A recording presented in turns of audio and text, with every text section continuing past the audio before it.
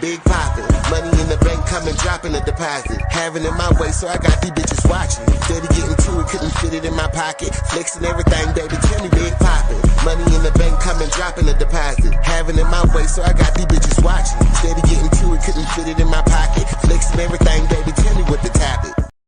Yeah, what's poppin', Henny gang. Oh my God, it's been so long that I forgot my doggone intro. So, what's poppin', everybody? It's your girl, Henny, and I'm about to pour plenty of the hot Henny that y'all love to sip on. So if you are new here, welcome. Please be sure to like, comment, and of course, subscribe. Click that notification bell, select all so that you get notified whenever I do a video. And if you are a returning Mob Down Henny Gang member, yeah. Now let's get into this content. So y'all, if you remember, and I know y'all do, my true Henny Gang Mob Down members, y'all already remember that we been covering Diddy for a very long time, since the Cassie court docs. Okay, now we've been through the court docs of Cassie. We've been through the court docs of Little Rod. We've been through the court docs of so many people that the trial is finally here. And while I cannot be in New York, and that was originally the plan, we are still going to discuss the topic. First and foremost, before we get into anything, how is my sound? Does my mic sound nice? Check 1. Does my mic sound nice? Check 2. Does my mic sound nice? She said, mic sounds a little muffled. Really? Hold on. Let's check this out. Let me make sure I'm on the right thing. I am. Let's see. Okay, so how am I sounding now? Do I still sound a little muffled?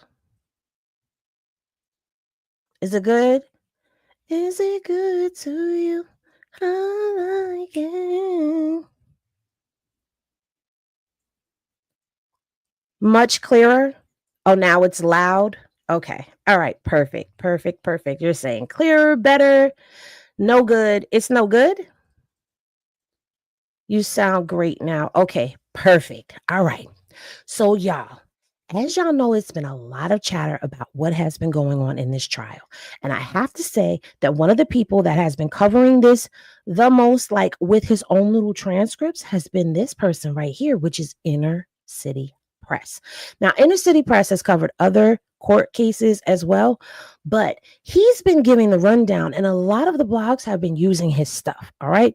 So you may have heard this stuff already, but we have to get into this because, child, it's been a lot that's been going on. Plus, today they were supposed to not only have Cassie, but they were also supposed to have a victim number 3. Henny Glasses in the chat if y'all knew that. It was supposed to be a victim number 3, and now there is also a victim number 4. And ladies and gentlemen, boys and girls, of course, we have court docs to go with all of this and back up what I'm saying to you. And they did not want those freak off tapes getting into court, because Cassie's saying that, this is going to ruin her reputation. Basically, I'm paraphrasing everything. I'm paraphrasing, honey. And so they were like debating as to whether or not this thing was going to be let out in court publicly, or if it was going to be released to the public. And let me just tell you this, okay? I don't want to see the freak off tapes, but I want to see the freak off tapes, but I don't want to see the freak off tapes. And I said this earlier to my subscribers, and a lot of people feel the way that I feel, like we don't want to see them, but we want to see them. Yeah. So, they got into all of this good stuff with her today, but yesterday, let me just give you a little recap of the stuff that I do know from just poking around on the internet. So everybody by now knows that there was a Megs Merker that was on the stand yesterday, and he was talking about all of the stuff that was going down when he was hired to have relations with Diddy and Cassie, and how at first Diddy was trying to be incognito and cover himself up and all of that stuff. So the guy didn't know who he was, but he knew his voice. I mean, who wouldn't know your voice, right? Like you, Mr. Take That bad boy, all of that. Like you are a recording artist. So I mean, you was the mogul, but you was on the records, okay? You was the one that was all in the videos. So your voice was very well known. Okay. But anyway, the guy said he knew who he was by the voice. Okay. And from there, he was hired a couple more times. Like he basically became a regular of the freak off. And the freak offs would last for like 4 days. Who is that long? 4 days is excessive. 4 days is a lot. That's a lot. That's a lot. Hey, Anthony. Hey, Sway. Hey, Dre. Hey, Nikki. Hey, Kayla. Hey, CJ. Hey, Dean now. Hey, New Two. Hey, Evelyn. Hey, Ari. Hey, 420 Palm. Hey, Uniquely. Lady T on the Square Biz. Hey, Lenny. Hey, Ari. Hey, Wilson. Hey to everybody. Hey, Rakitha. Hey, Miss Stacy. Hey, everybody coming into the chat. I just wanted to say hi. Okay.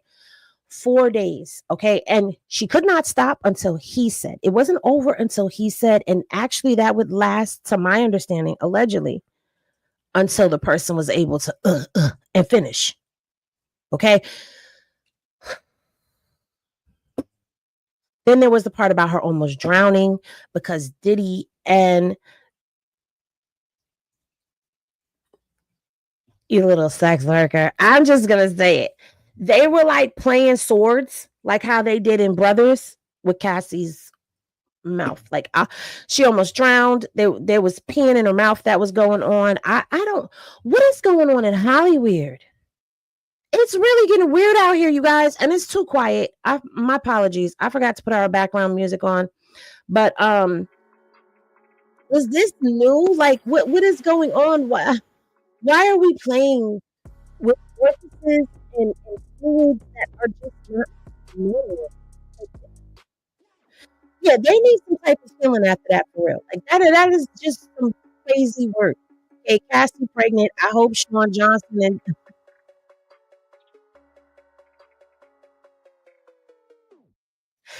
Anthony. There's always gotta be Anthony, right? Your mic is going in and out. Is it going out since I put the music on? Because it really shouldn't be going in and out.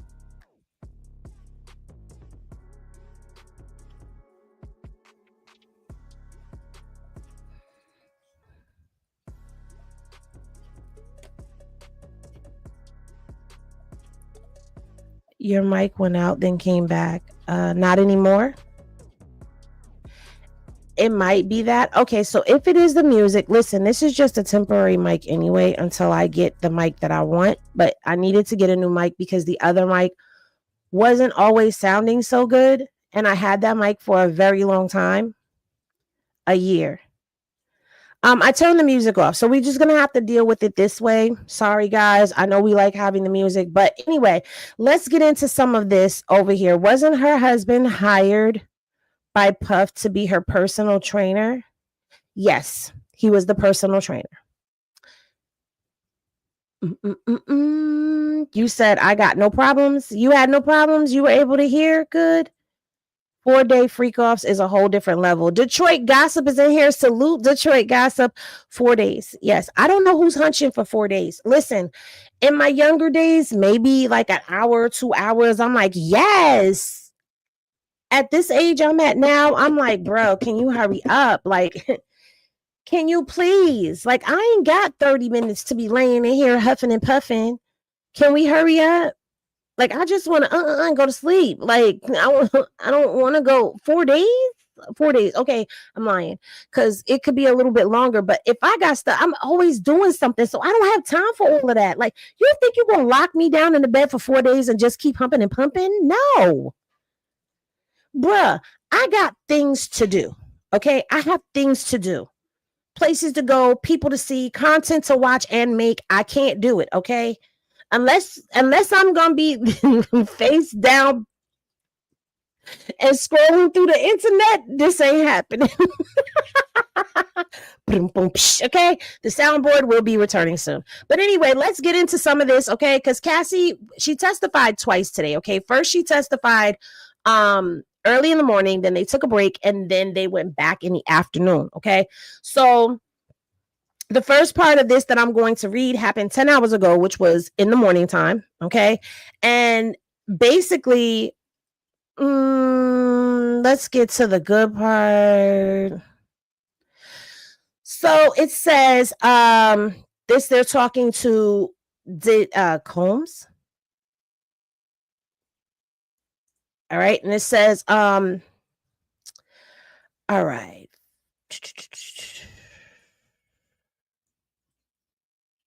Y'all want the voices or not? Because this is a little crazy. All right.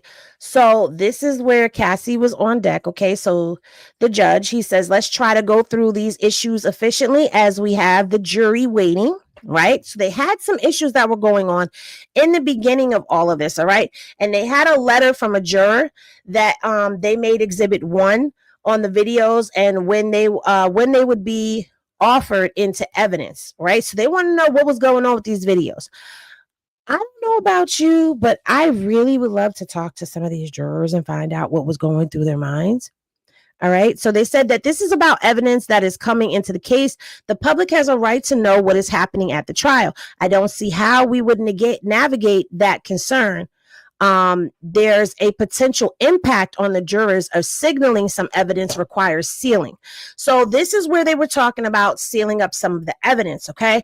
And apparently he has the document here.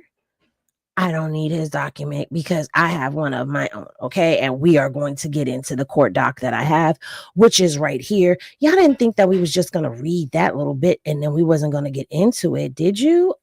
Shame on you if you did. So is this the first one? Let me see something.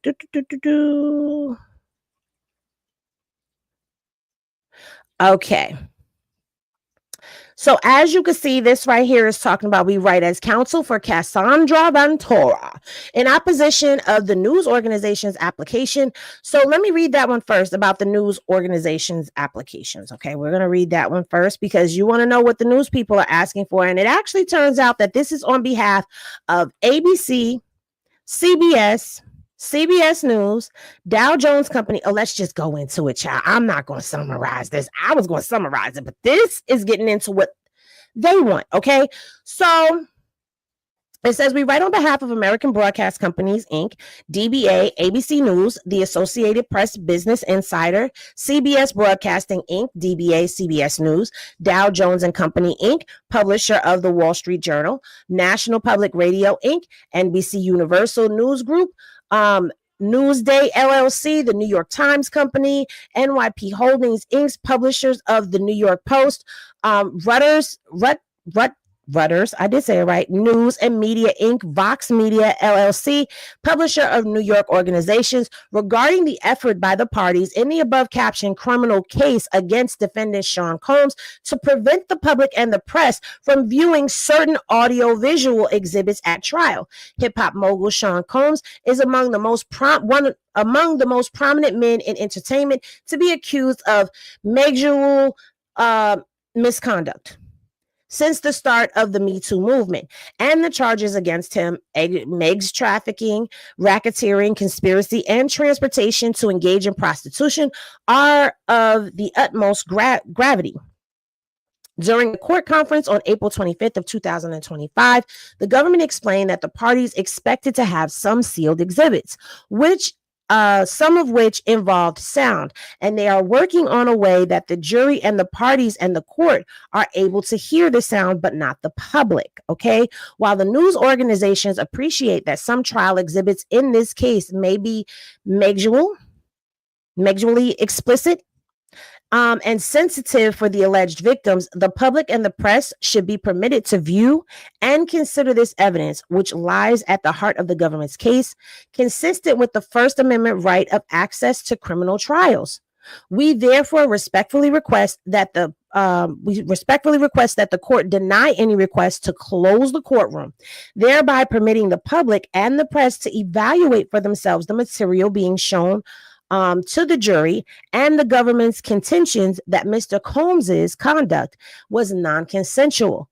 For the avoidance of doubt, the news organizations are not requesting copies of the video exhibits, simply to be able to see and hear them as they are being presented to the jury. Alternatively, if the court were to conclude that the privacy interests of the alleged victims overcome the presumptive First Amendment right of the general public's access to trial exhibits, the news organizations respectfully request that they be permitted to designate 3 pool reporters to watch and listen to the video exhibits as they are being shown. So, as you can hear, the press is like, hold on. Oh, you're saying my watermark? The press is saying, hold on, hold up. We get it that y'all are trying to protect somebody, but we actually have a right. Thank you for the Cash App. We actually have a right to know what's going on. We have a right to hear this evidence, especially being that we the people, you the people, we the people, and the news peoples, they all have a right to know. Thank you for the Cash App. We all have a right to know, especially being that we've been hearing about freak-offs. Like, freak-offs went through the mainstream media like a wildfire. Having it at this level is something that you kind of expect, because while we may not be looked at and respected sometimes as real journalists, we are, but we also are real relatable, and we keep it to a level that people talk. Like, we talk like y'all talk. You know what I'm saying? So us saying freak off and it going viral on the internet is one thing, but when you're watching CNN and they're talking about freak off videos, that's something completely different. And then when you start taking it to a federal level where you have federal judges and prosecutors saying freak off in court, you think you're going to be able to keep those tapes away from being seen or heard or reported on by the press when this has been all we've heard about since the time you arrested him? We've heard about freak offs. Boo bye and try it somewhere else, okay? Anyway, so back to this document, okay? The accusations against Mr. Combs are a matter of intense and legitimate public interest.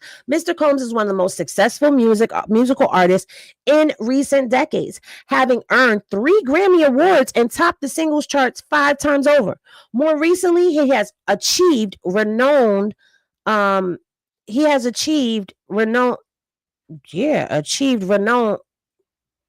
for a clothing line and alcohol brand and other business ventures. Yet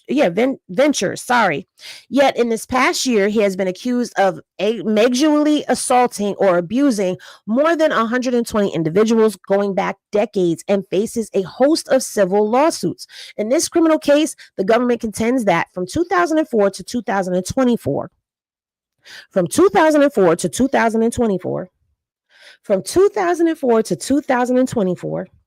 it's 20 years.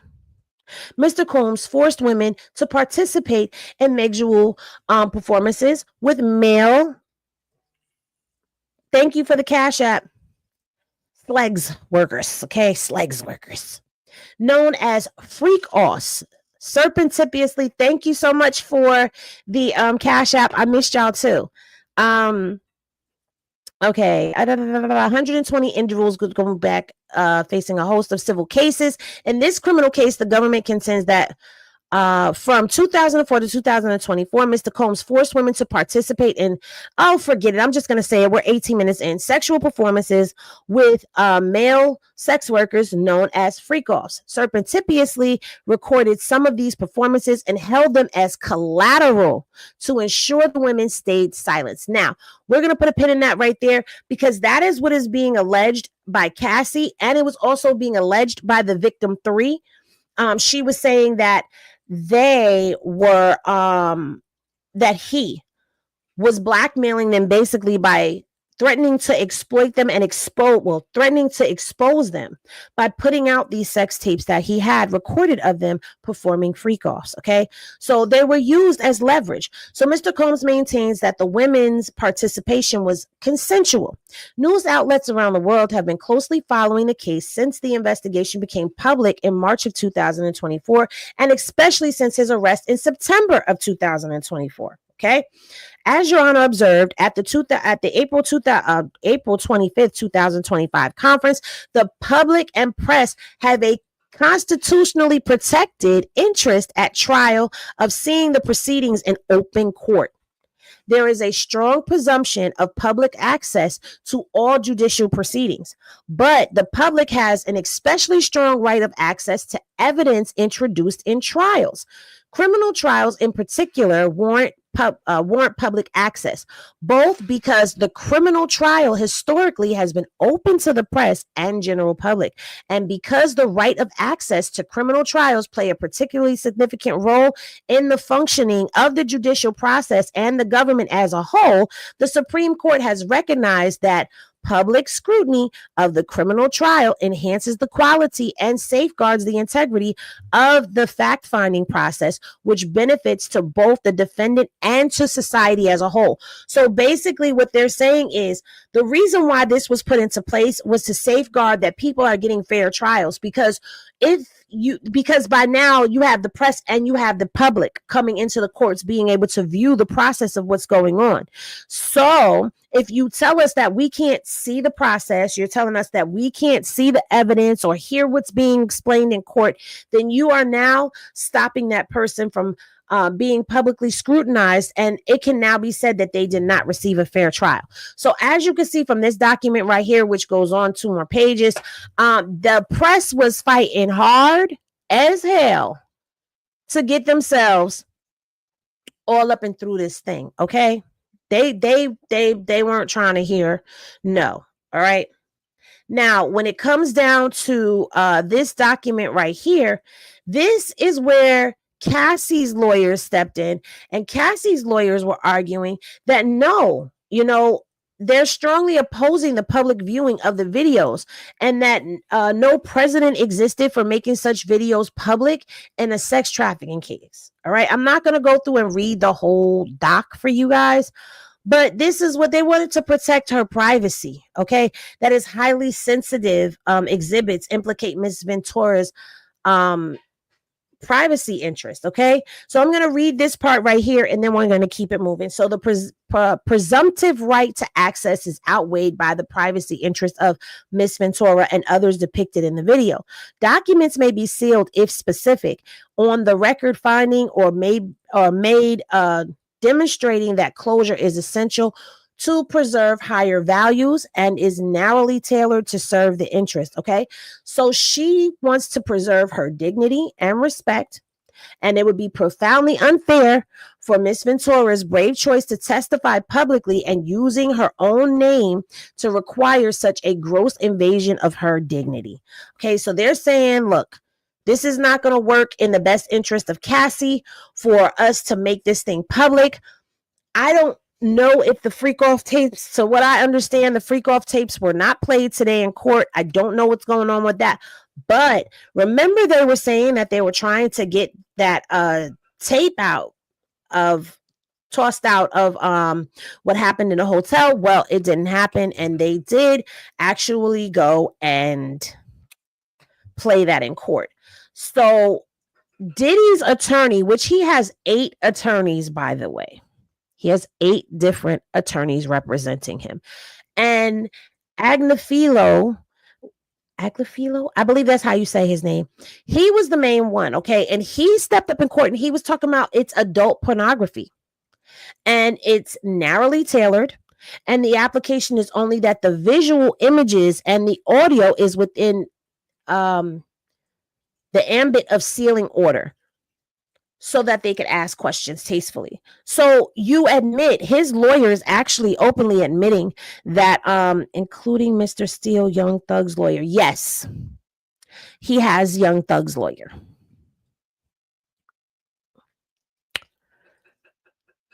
He really labeled this as porn. But what I'm going to also share with you is, they dug into Cassie's past, okay? And they talked about, there was 2 incidents with Cassie they discussed last week. And the incidents that they discussed and brought up was that there was an assault in Connecticut and messages between Cassie and Diddy. And they were arguing that those text messages were relevant to be brought into exhibit, right? And the reason they wanted this in there is because This is according to Diddy's lawyer, Garagos. Okay.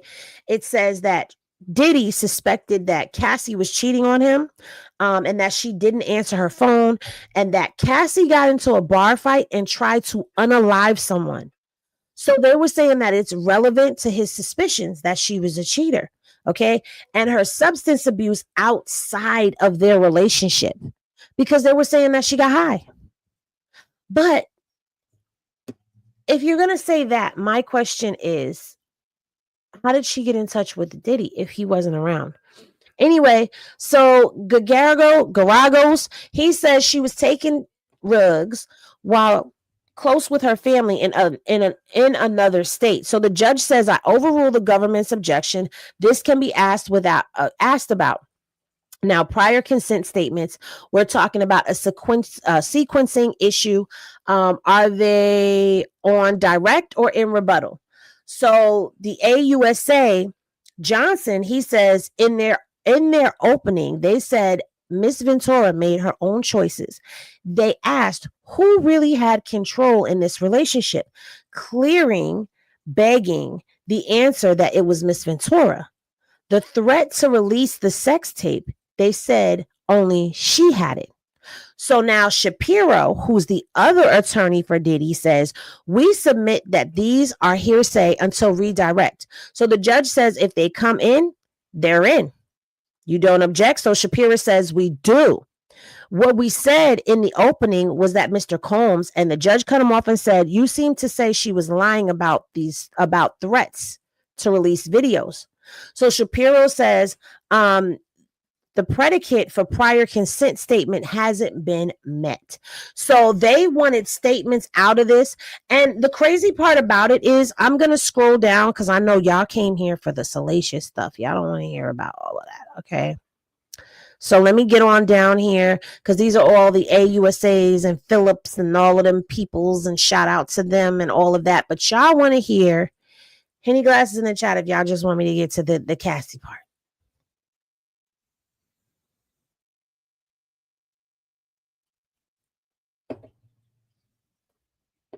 Let me see. I think if she said no or tried to leave, she was going to get a worse punishment for refusing or wanting out. And the fact she knew way too much, I'm just saying, watch Nancy Grace. They said the jurors feared him. Interesting. Simply because of the salaciousness the tapes hold. Highest bidder. That's what it sounded like to me. He said Brian Steele and Nicholas Westmoreland. Well, I know that he is trying to have himself a dream team.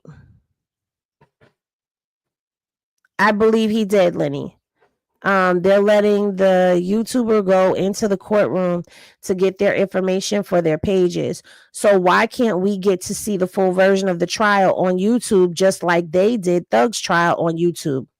Well, that's a good question.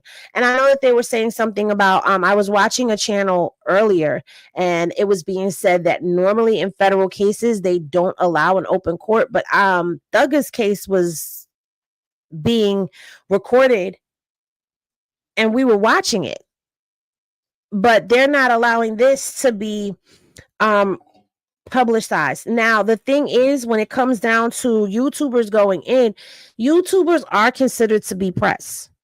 And YouTubers have come a long way from how people frowned upon YouTubers before. Now they look at us, we are a part of the press. We have mainstream press that is also, let me put this up here so I can protect the channel. Mainstream news places have their own YouTube channels. You've got MSNBC that has their own channel on YouTube. You've got, Nancy Grace is on freaking YouTube. Hello. So there's really they don't frown upon YouTubers the way that they once used to. But I get what you're saying. Like, if the YouTubers can go in, then why can't we? Let's see. Hey, Enigma. All right. You came for the shots. You came for the shot. I know. Thug's trial was a state RICO. You're right. You're right. It was. You're right. It was. It was a state RICO. But at the same time, that's the difference. State level, they can go in there, they can record, they can do all of that stuff. But when it comes to federal, it's different. And honestly, I really feel like it depends on the judge, like Ari just said, because the judge has the right to say whether or not they can bring any of this into court. So let's get into, bring cameras into the court, but apparently they're not letting them bring any electronics in, which has me wondering, how does this dude, Inner City Press, write this out? Because he'd literally be writing this out, it seems like, as it's happening. But anyway, so it says, okay, so Cassie took the stand. Okay, right here, this is where she took the stand, and the AUSA was asking her how old she was and what she did for work, and she was a musician and an entertainer, and how long she knew Diddy. She knew Sean, and she's known him for 10 years. So right after that, it immediately jumps into, did you get into arguments? So Cassie says, yes, it will result in violence, dragging. So the AUSA Johnson, he says, what else did he do? So Cassie says, stomp me in the head if I was down. Johnson asked her how frequently was the violence, and Cassie said, too frequent. I would get black eyes and bruises.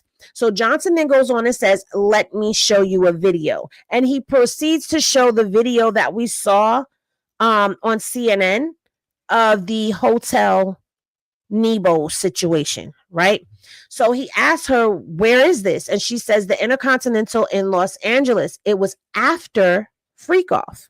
So Johnson says, what does that entail? So Cassie says, the hiring of an escort, setting it up.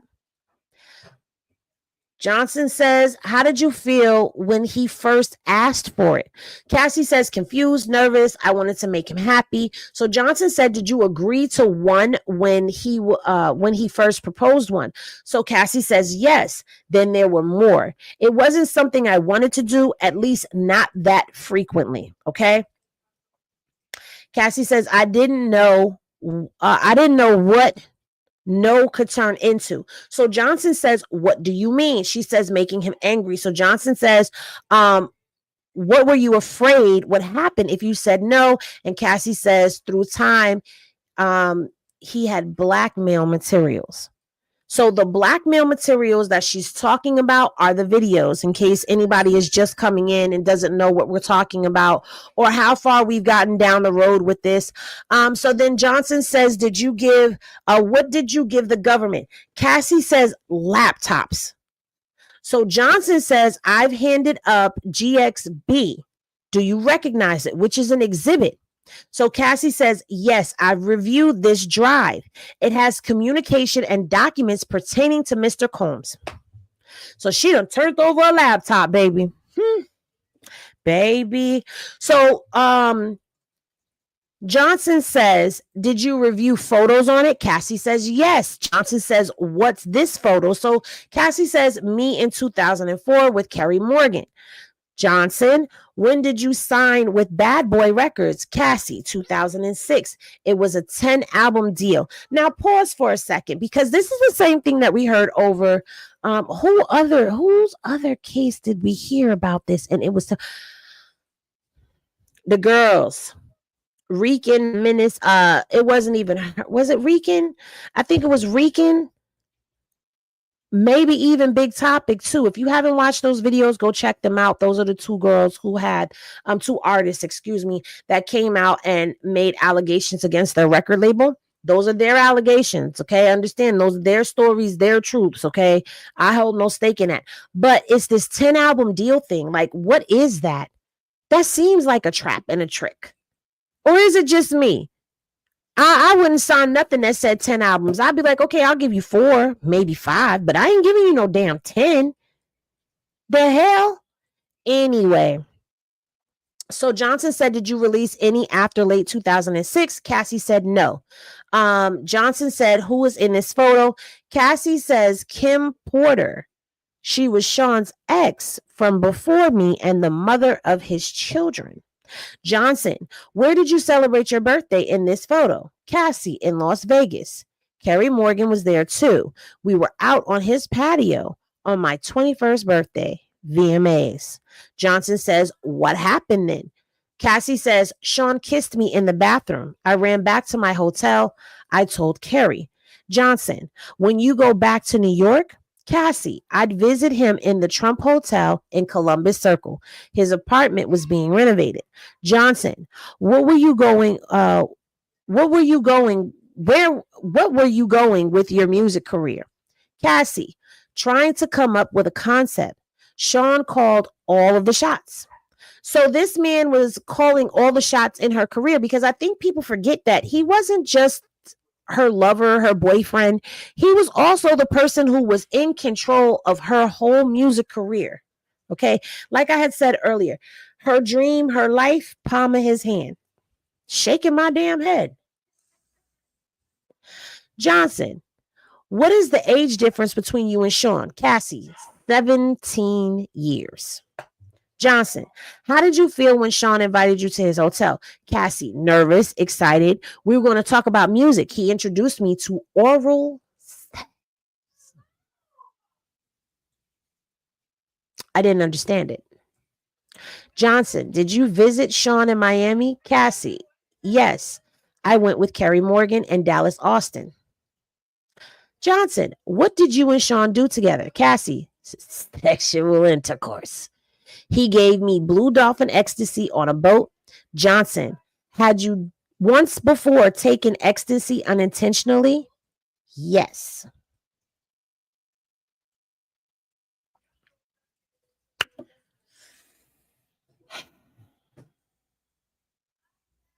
Now, I feel like he got just to the nitty gritty. So I want to make this announcement now, because when the transcripts come out, I'm going to read them. And I'm going to read them in my members. I am. But let me come over here and let me see what y'all are saying. Hey, Mimi. I always wondered what was going on when she was under the sheets on the floor. He was making her look weird to the public. Well, I remember there was a time that she was under the sheets on the floor, and it was after he had beat her up, and she was covering, so nobody could see it. They mostly have to make 10 albums. That's ridiculous to me. 10 definitely sounds like modern day slavery. I'm trying to tell you, like, that means that you got to give an album a year for a decade. Wow, he should have just let Cassie go. I agree with you, Shawnee. Hey, how are you? Hey, Yvette. She says, sounds like R. Kelly crap as well. Just saying. Worse, he had both, it sounds like. Hey, Queen Grandma Rock. She said, it's a miracle Cassie survived that monster. Shawnee. All that unchecked power, lust, desire. Now he has been shamed in front of the world. God's plan. Uniquely says, what the hell is blue dolphin? I'm going to assume that it's a blue pill shaped like a dolphin that you take, or either it's called blue dolphin because it's a blue pill and it gets you real slippery. I don't know. Hey, Lady Boss B says, why keep going with him if you felt uncomfortable or unsafe? That's something that only she can answer that question. And I'm quite sure that Diddy's team is probably going to ask her that. Shawnee, are you referring to her releasing 3 albums? Mimi says, sounds so familiar in how most of them start out to reel them in. Managers get caught up with talent. Yvette said, shit, Diddy don't care. He's still feared. Anthony said, he number one in her mouth way too.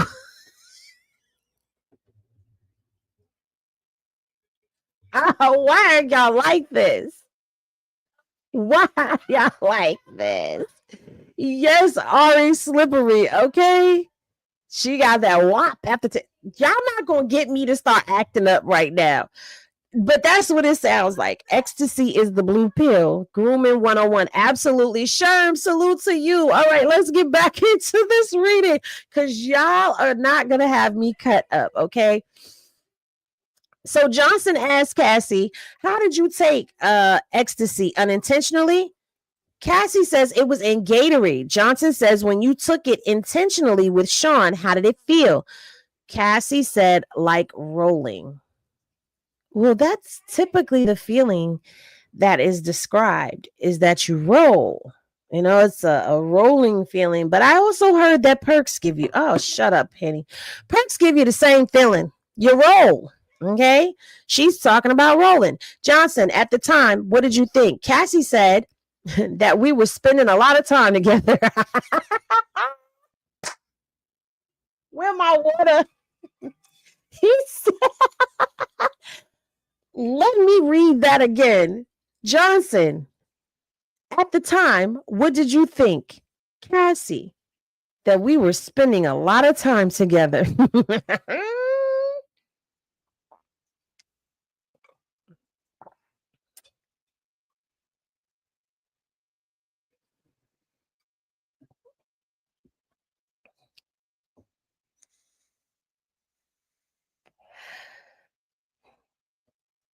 Johnson, I thought we were monogamous. Cassie, oh no. Cassie says, I thought we were monogamous. Johnson says, was it made public? Cassie, no, I was his artist. Also, his family, his children. Johnson, who was linked to him publicly? Cassie, Kim Porter. Johnson, how did Sean treat you at this time? Cassie, we had fun. Johnson, what was his lifestyle like? Cassie, he had all these assistants. He could get things done. He traveled quite a bit. Johnson, what's this photo? Cassie, Sean and I at a strip club in New York, like 2007 or 2008, Halloween. Johnson, how did Sean's mood vary? Day to day. Johnson, when it swung, could you describe it? Cassie, anger, zoning out. Johnson, how did it impact you? Cassie, greatly. The next day, I knew I was getting hit in the face. There was also psychological abuse. He'd tell me to watch my mouth, change my face. Johnson, how would he keep tabs on you? Cassie, we didn't live far apart. He'd send security to come find me or a trusted assistant. Johnson, like who? Cassie, David James, Christina Courtroom. Now, pause right there. Didn't we say that Christina Courtroom was like the Ghislaine Maxwell to Diddy? Johnson, was your relationship exclusive? Cassie, no. Johnson, did you see other men? Cassie, yes. Johnson, did Sean see other women? Cassie, yes, he did. I'm Puff Daddy. I was insanely jealous. Johnson, did you move to LA with him? Cassie, yes. He wanted to be close to his kids who were there. Johnson, where did you live in LA? Cassie, 875 Comstock Avenue, Wilshire Corridor condos. Johnson, how tall was the building? Cassie, no more than 17 floors. Johnson, where does Sean live? Cassie, she gives the address, 200 South Mapleton. Sean would use a golf cart to get back and forth. So this ninja is on a golf cart going back and forth. Watch your mouth is hella disrespectful.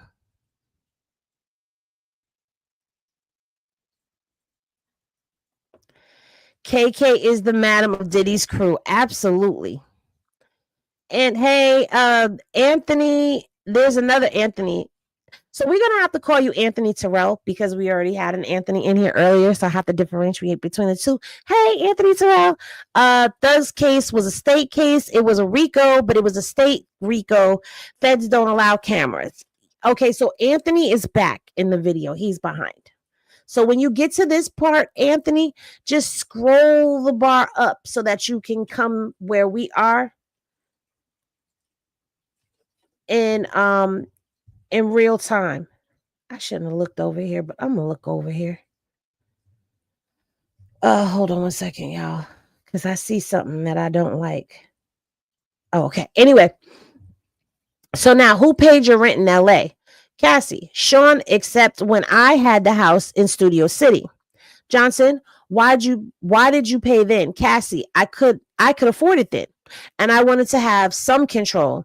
It was accepted. So she was allowed to pay her rent. She was allowed. Imagine having to have permission to pay your own damn rent. Like, what kind of control freak is that? Remember, we spoke when we first started talking about a lot of these celebs and these cases that were coming out. We were talking about financial abuse and control. And that's what it sounded like to me. She wasn't allowed to pay her bills, but he allowed her to give her some form of control. Anyway, so Johnson says, by whom? Cassie says, Sean. All right. So Johnson says, how many songs did you write while with Sean? Cassie says, hundreds. Most were never released. Some got leaked on the internet, some on mixtapes. How many albums on your deal were not released? Cassie says 9. Did you pay for them? Cassie says no. Okay, so now we jump down into the freak offs. So Cassie says the freak offs became a job. Imagine that. Something that was supposed to be started off as fun now becomes a job. And the thing that's supposed to be fun is you having legs. Wow. Okay, that's better. I'm sorry. I just situated my desk in my room, y'all. So this way, when it's too hot in the Henny Studios, I can be right here at my desk and I can podcast. There we go. This feels a little bit better for me. Instead of sitting sideways, I can sit comfortable in my chair. Okay, so freak offs became a job. There was no time to do anything else but do them, then try to recover. Now, we heard about this 4 days, and then they had to do IVs. And the crazy part is, Henny Glasses in the chat, if y'all remember that video of Diddy and his mom getting an IV together. Do y'all remember that? I know y'all remember that. I remember it. I'm scarred by it. That video resurfaced after the fact. Like, once we started hearing about these freak offs and stuff like that, that video resurfaced. I'm mortified right now. I'm mortified. Okay. Anyway, so what she's basically saying is they were so busy freaking off that she couldn't get no work done. Yes, they kissed on the mouth. I didn't want to bring it up. Ari. I didn't want to bring it up. I really didn't, but just what happened. It's what happened. I swear the mother was at the freak offs, allegedly. Oh my God. Imagine doing freaky shit and your mom is right there doing freaky shit too.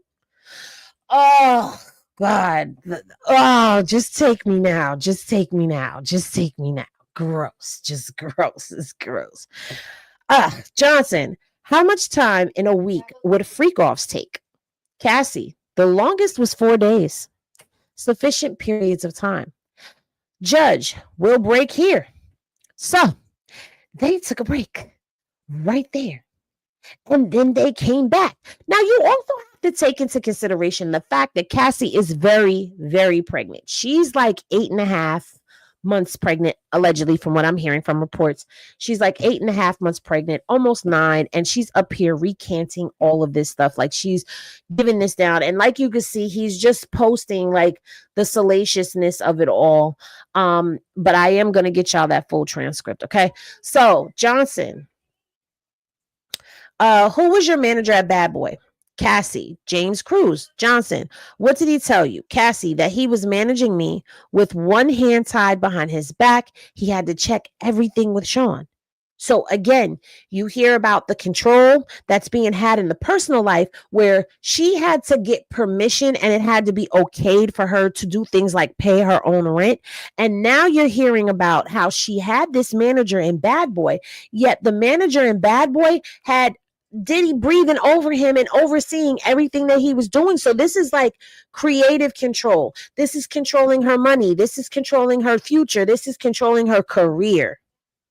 Every aspect of her life is being controlled right now, according to Cassie. Have to say that. All right. So, how much money did you make if your records weren't being released? Cassie, I did hosting parties when Sean approved them. What comments did Sean make about your physical appearance? Cassie, that I looked too Mexican with my hair like that. How did you like your nails? Cassie, white, French tipped. Hair, it varied. I shaved my head in 2009. Your body? Cassie, he told me to work out, prepare for the freak offs. How did you feel about his comments? Cassie, it varied. What else did Sean pay for? Cars. Did he give you cash? Yes, but he would take things away depending on how he felt. What else would he take away? My self-confidence. Who would take things away? Staff. I assume staff. Defense objected. The jury will disregard the last answer. Who looked your laptop and phone? I guess he meant took your laptop and phone. Security. How long would they be gone? However long I was being punished. So this man is taking her electronic devices. Do y'all see the control that's happening? You're being put on punishment like a kid. Like, that's something that I do to my kids. I take their laptop, their tablets, their phones, their Apple Watches, anything that connects to the internet. You can't have it because you are underneath the punishment. So now she's being put under punishment like she's a child. So she can't pay her own bills, take care of her own self. Her career is in his hand, and she's being punished like a kid. And they're having freak offs, so much so that can't no work get done. That's why her albums weren't going out. According to Cassie, this is why she never dropped them albums. All right. How often were you in contact with Sean's staff? Daily. Who's in these photos? KK and Miss Fletcher. What did you call Miss Courtroom? KK. And who's this? D-Rock. He was Sean's security. How often were you in Sean's residence? All the time. Did they all have safes? Yes. What did you observe in them? Cash, jewelry, cameras, videotapes, guns in NY, LA, and Miami, and Alpine, New Jersey. Do you recall an incident between Sean and Suge Knight? Yes. We were having a freak off in LA. D-Rock came in and said Suge was down at a dinner. Sean drove over there. What was your reaction? I cried. Said don't do something stupid. Were you ever handed a gun? Yes. We were doing a club in downtown LA. We'd taken mushrooms. I was high. I was told put the gun in my bag. I was freaking out. Who was present? A driver, security, and Sean. Pause. Now, reading this part makes me think about Shine and J-Lo. This makes me think about Shine and J-Lo. Because Shine and J-Lo, y'all know that's the nightclub incident where that lady said that she was pow-powed in the eye.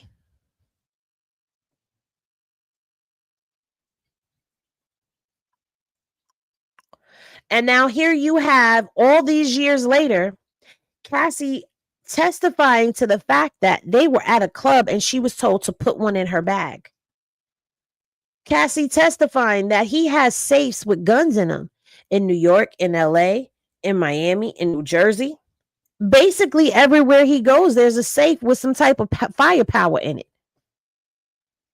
Crazy work. Crazy work. Okay. Another time, Cassie says, another time I saw them get dressed and grab guns and leave in an SUV. Johnson, how long were they gone? 30 or 40 minutes. Let me switch up topics. How soon into the relationship did Sean mention voyeurism to you? Cassie, first 6 months or a year. How old were you? 22. Why did you agree to try freak offs? Good question. I wanted to make him happy. Where was the first freak off? one of his homes in Los Angeles. Who is this? Cassie, the first escort. Do you know his name? Cassie. No. I'll call him the first escort. Were you aware he was paid? Cassie. Yes. To dance and have intercourse with me. Johnson. What drugs did you use? Cassie. Ecstasy and alcohol before things started. Did you disguise your appearance? Sean said we would disguise ourselves. I wore a masquerade mask. Was this the first session in a freak off? Until the escort finished. How many sessions was the first escort? At least 2. How did you feel? I was high, so I didn't feel much. Dirty, confused, and that he was happy with me. Why did you feel you couldn't say no? I didn't want to make him angry or upset after he'd shared this part of himself with me. How frequent did the freak-offs become? Weekly. For a consistent amount of years. When was your last one? 2017? 2018? How long were you awake during the freak-offs? I never slept. I took drugs, ecstasy and Molly, cocaine. This girl didn't know if she was coming or going. But what she knew was she wasn't going to sleep. Huh. Do you recall all the freak-offs? Cassie, it would be impossible. Did you want to stop? Yes, I was humiliated. I didn't have those words then. I couldn't talk to anyone about it. She starts crying. Did you tell him you didn't want to? Yes. I brought it up gently. I didn't want him to just do it with someone else. Were you able to express your concerns to him? Objection. Leading. The judge tells him to rephrase. Why would you talk to him gently? I didn't want him to be angry. What is this? Emails between me and Sean. What did you call him? Pop Pop. Hold on. Objection. Objection. My kids called my daddy Pop Pop when he was alive. That's a grandpa name. That is a grandfather name. Pop Pop? She called him Pop. Most females call their man daddy or something like that. Boo, bae. Pop Pop?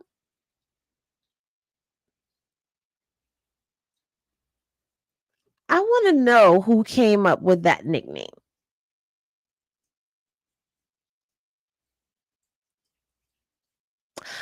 I'm also questioning, is it because she was younger than him that this name was acceptable? Pop Pop? That doesn't even sound sexy. Like, yes, Pop Pop, give it to me, Pop Pop. No, what the hell? Oh, I just got the heebie-jeebies. I'm making jokes, but this is actually pretty sick. This is really pretty sick. But y'all know me. I gotta make... this might be our special guest. Hold on one second. Hey, bro, what's up? You free?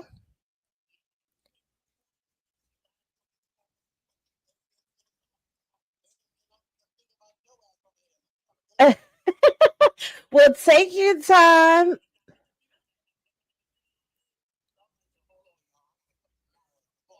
I'm going to send you the link, and when you're ready, you just pop in. All right, cool. We're about to have a special guest.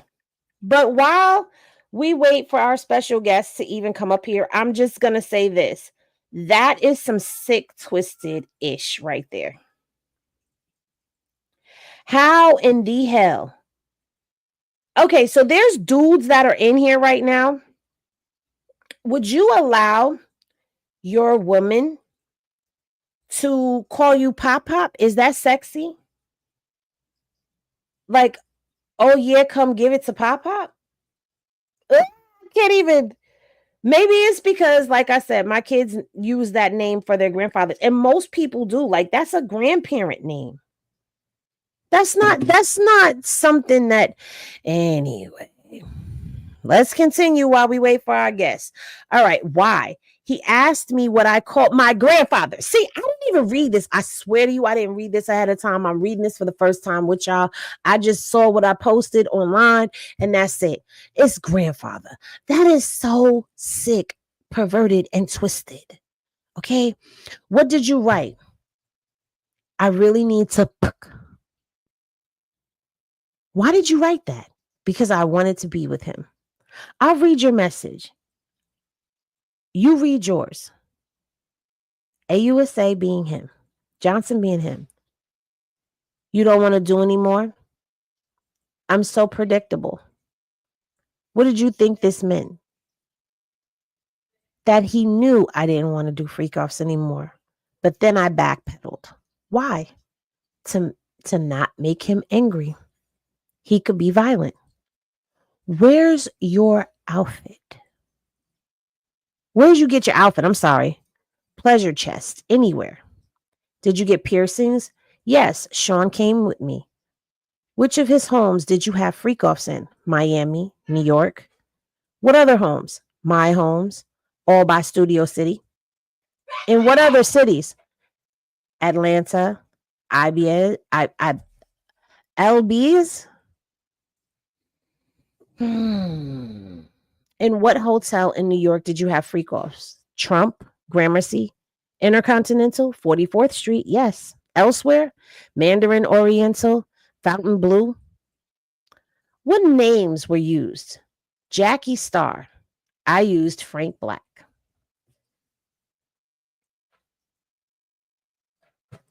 Those sound like porn names.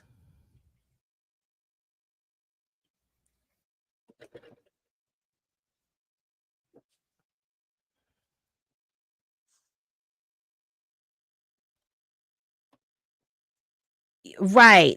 Hey, Latanya says, wow, the fact that she has to relive and reveal and relive this is sad. Anthony, mind blown? Hey, T Fox 69 says a sugar baby calls tricks pop pop. I don't know nothing about sugar babies, but this is nasty work. Hey, Dre said, hell nah. She got to be more careful. What's popping? She said, not pop pop. Sherm said his favorite line is take that, take that. Hey, Coco Drip, she said, my daughter calls my dad Pop Pop. This is what I'm saying. Edna said, I can see Poppy. Right. Those are more common names that women use for men when they're in relationships.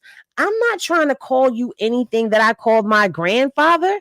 Are you nuts? That's disgusting to me. Not me. Hey, Yvette. I'm not me. I was not a Diddy fan. However, he did start following me on the talk for fashion. He looked mean, had anger issues clearly. Oh, he was following you? Girl. And while pregnant. Hey, infinite inspiration. Yes. I'm not looking forward to cross-examination. I'm not either, because I feel like when they get to cross-examination, his lawyers are going to try to destroy her. And I just hope that girl doesn't end up going into premature labor. Okay. I just hope she don't go into labor from being so emotionally worked up. But you know what? Okay, so pause for a second, because you know her husband was in the courthouse yesterday listening to the little sex worker, listening to him testify and hearing all of that stuff that was going on. And then today, he was not allowed to be in the courtroom while she was testifying, but he was there at the court. I do have a video of that, I believe. Hold on, let me see, because yep, right here. He was there today. This is from today. Shout out to Surviving the Survivor. They posted this. I don't know where they got it from, but they did. Her testifying today.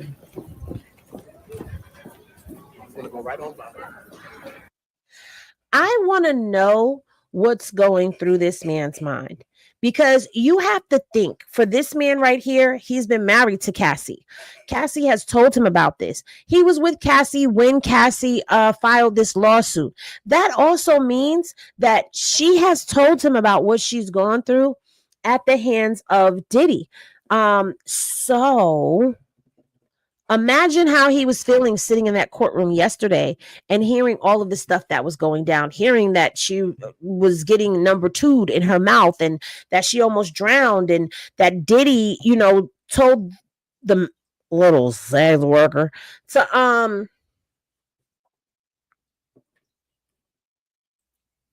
stop urinating because he couldn't control his stream. Like, I'm not into this life.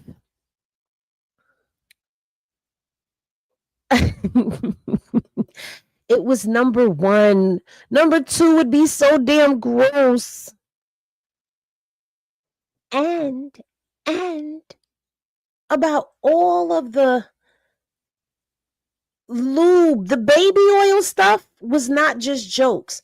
There was baby oil, there was Astroglide in pools, and it was a lot of stuff that was going on. And her husband was there listening to all of this yesterday. She wasn't even there yesterday, but he was. And then he's being asked to not be in the courtroom while his wife is testifying, which I can understand that, because I wouldn't want to be in that courtroom. I wouldn't.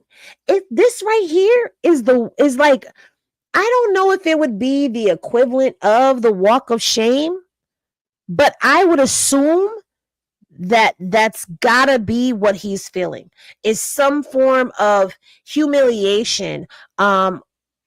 And I'm not saying it as a form of embarrassment, because I know that she has probably disclosed to him, but at the same time,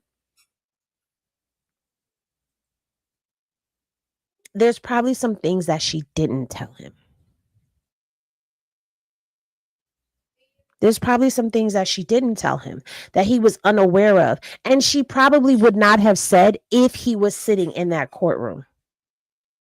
Probably, I don't know. If I had some horrific stuff like this going on in my life with one of my exes, I don't know if I would be comfortable with my husband sitting back and listening to all of the great details of everything that I had gone through, everything that I had suffered through, everything that I had participated in, whatever you want to call it.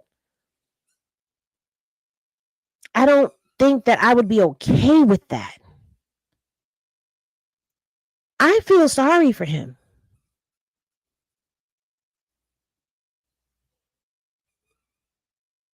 That is a good point. I wouldn't have brought my kids to the court. I'm just gonna keep it all the way a buck and a bean with you. I would not have brought my children to the courthouse. They would have had to, I don't care how old they are, they would have had to sit this one out. The daughters, the twin daughters, we've all heard about this already. If you haven't heard about it already, then I'm going to tell you. Every day, the family shows up to court, and yesterday the twins were there. And when the little son was there and testifying, they got up and left. At one point, they were there for a portion of it. They got up and then they left. Then they came back. He was still testifying, so they left again. And today they're sitting in the courtroom and they're listening to what Cassie is saying. Now, there's two sides to this, okay? I feel like the defense is telling him that his family needs to be there because, Cassie needs to look these kids in the face, because Cassie's been around these children. Cassie's been around the family. You don't get to be around for 10 years and you're just not exposed to anyone. Cassie's been exposed to these people, and it was probably the hopes that she wouldn't be able to go through with her testimony if she was looking them all in the face as she's sitting there testifying.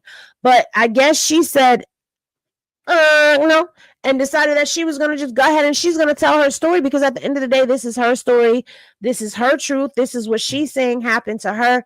But, at the end of the day, this man right here, like, let's continue to watch him walking out the Watch yourself in the front. That's all.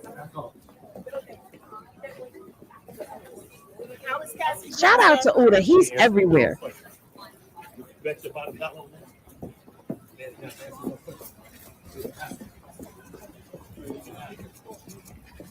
That man do what he doing. Make sure we getting a shot.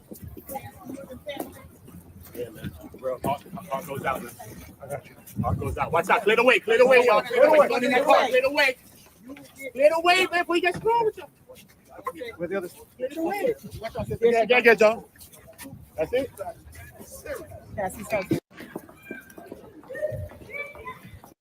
I think that might have been Cassie at the end, but shout out and salute to Uda on Go, because Uda has been on Go with this trial from day one. Man, I wish I was still in New York, because we would be down there covering this like nobody's business. Okay. But Uda's everywhere. Okay. This is Uda's clip. This isn't even like, if this came off of TMZ stole Uda's clip. And I'm going to tell. Look, I'm going to tell. But this man, honestly, he looks a combination. I agree. I agree with you. Tanya Johnson was popping. She says he looks pissed off. Rakitha says, I feel for him. Andrea says, that's a real man and a hurt man. Yes. Tanya says he looks pissed. Hey, Strawberry Whitmore. Gloria said, you got to remember, all of this started when Cassie started messing with his trainer. Well, I don't know if that's when it started, because there was also the Kid Cudi incident. And I don't even know if they covered Kid Cudi yet, because I haven't read all of it. This video clip right here was on TMZ. Let's go to TMZ real quick. Because did TMZ steal Uda on Go's clip? Oh, no. They have a different clip, but we're going to watch it.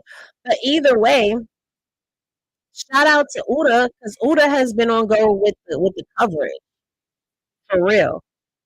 Yeah, we're waiting for the commercial, because the commercial is commercialing right now. We're getting a commercial. So now I know how y'all feel. You said no, Diddy 6, stop it.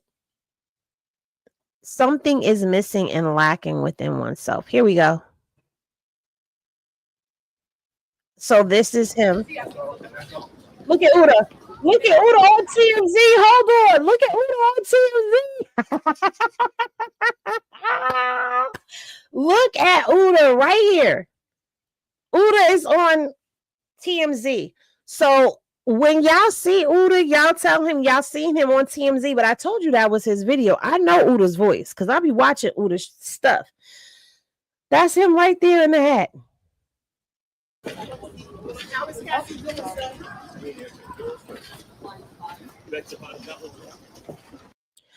You want to know what's crazy? While everyone is focused on him, is that Cassie in the back? No, that's not Cassie. That can't be Cassie in the back. What are you doing? We're getting a shot. Look at Uda. Wait a minute. Go back. Look at Uda. Uda talking about getting a shot. Go, Uda.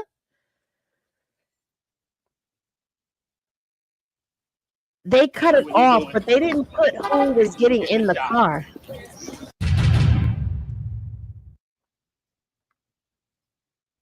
Podcast. Okay. So where were we? We were back over here. We had this up on the screen. But yeah, actually we were here. We was over here with it, wasn't we? Yeah, we was over here. But no, we can go back to this. But yeah, this is just like crazy work right here. He was walking out the court, pissed and hurt. I feel for him also. He's built like the Hulk.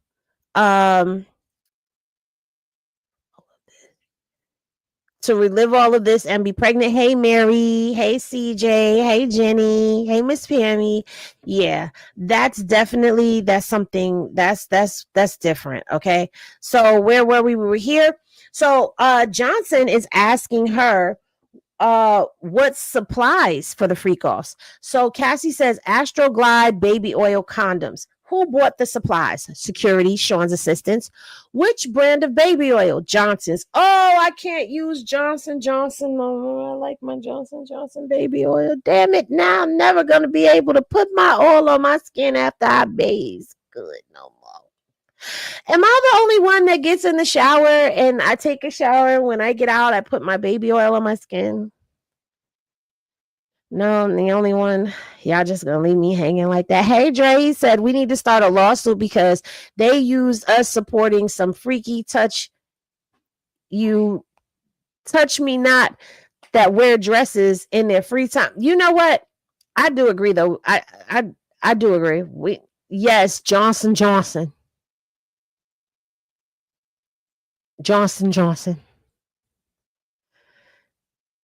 They used his threats to Diddy to remove him from the court.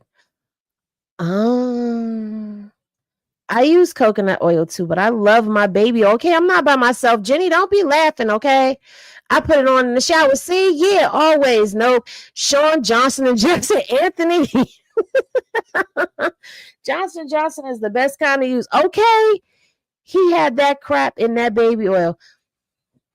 I don't know if he had it in the baby oil. I will never buy Johnson & Johnson again. What Johnson & Johnson do to you? In the shower before it's time to get out. Me too. All right, y'all. Are y'all ready? Because we have a special guest coming up, and I'm excited. I'm excited. So let's get this off the screen and let's get them up here. Order. Oh, God. We outside, real time. Yes, you are. Let me tell you something. We just watched. A matter of fact, I'm gonna show you the clip. Remember, I was telling you earlier that you are everywhere. Where's that? Show me now. It's crazy, bro. Right now, it's crazy. I'm all kind of places right now, bro. Trust me. Yes. Everybody following with me though. It's crazy because ask anybody down there. I'm not running down on people. Yo, I'm not. People chopping it with me. We kicking it, bro. Regular. I swear to God. Well, I want to say this. I've told you, but I'm going to give you your flowers because you always give me mine. I'm going to give you yours. I'm very proud of you because you're handling this so very well. I watched you interview the attorney. You dropped that not too long ago. I was looking at that. I said, look at Uda getting his journalism on. Like, I'm very, very proud of you. I'm also learning from these people that's there. These people are the top of their professions. I'm with Darla Miles from ABC. I'm with Jerika. I'm Rachel from E! Tonight. I'm with all these people. I'm picking their brains. I'm not a stupid person. I'm a person that's an artistic person. I write music, things like that. It's an art to everything that everybody do. And these people are masters and stuff. These people are teaching me. I'm listening to their interview. I'm listening to their questions. I'm learning. I'm down there really learning and meeting people and learning from people, yo. And everybody's showing me love. And I appreciate it. God is great, yo, for real. Shout out to the Heady gang, though. Gang. Now, you made it to TMZ, bro. You lying. Oh, yeah, they told me. Look at you. Now, I had to run down on these people. They was bugging on me, sending them. I had to threaten them. I had to threaten some people. Somebody used your clip because at first I'm watching, I'm like, okay, well, where'd they get this clip from? And then I hear you and I'm like, that's Uda. I know Uda's voice because I watch Uda's videos. I got that same video right here. Uda is on TMZ, y'all. Do y'all see this? He's on TMZ. He's on Fox News. He's on NBC. Like, he's on Channel 7. He's out here doing his thing for real. And, you know, you're holding it down for all of the YouTubers to be taken as serious journalists now. Like, you know, stop crapping on us. Down here.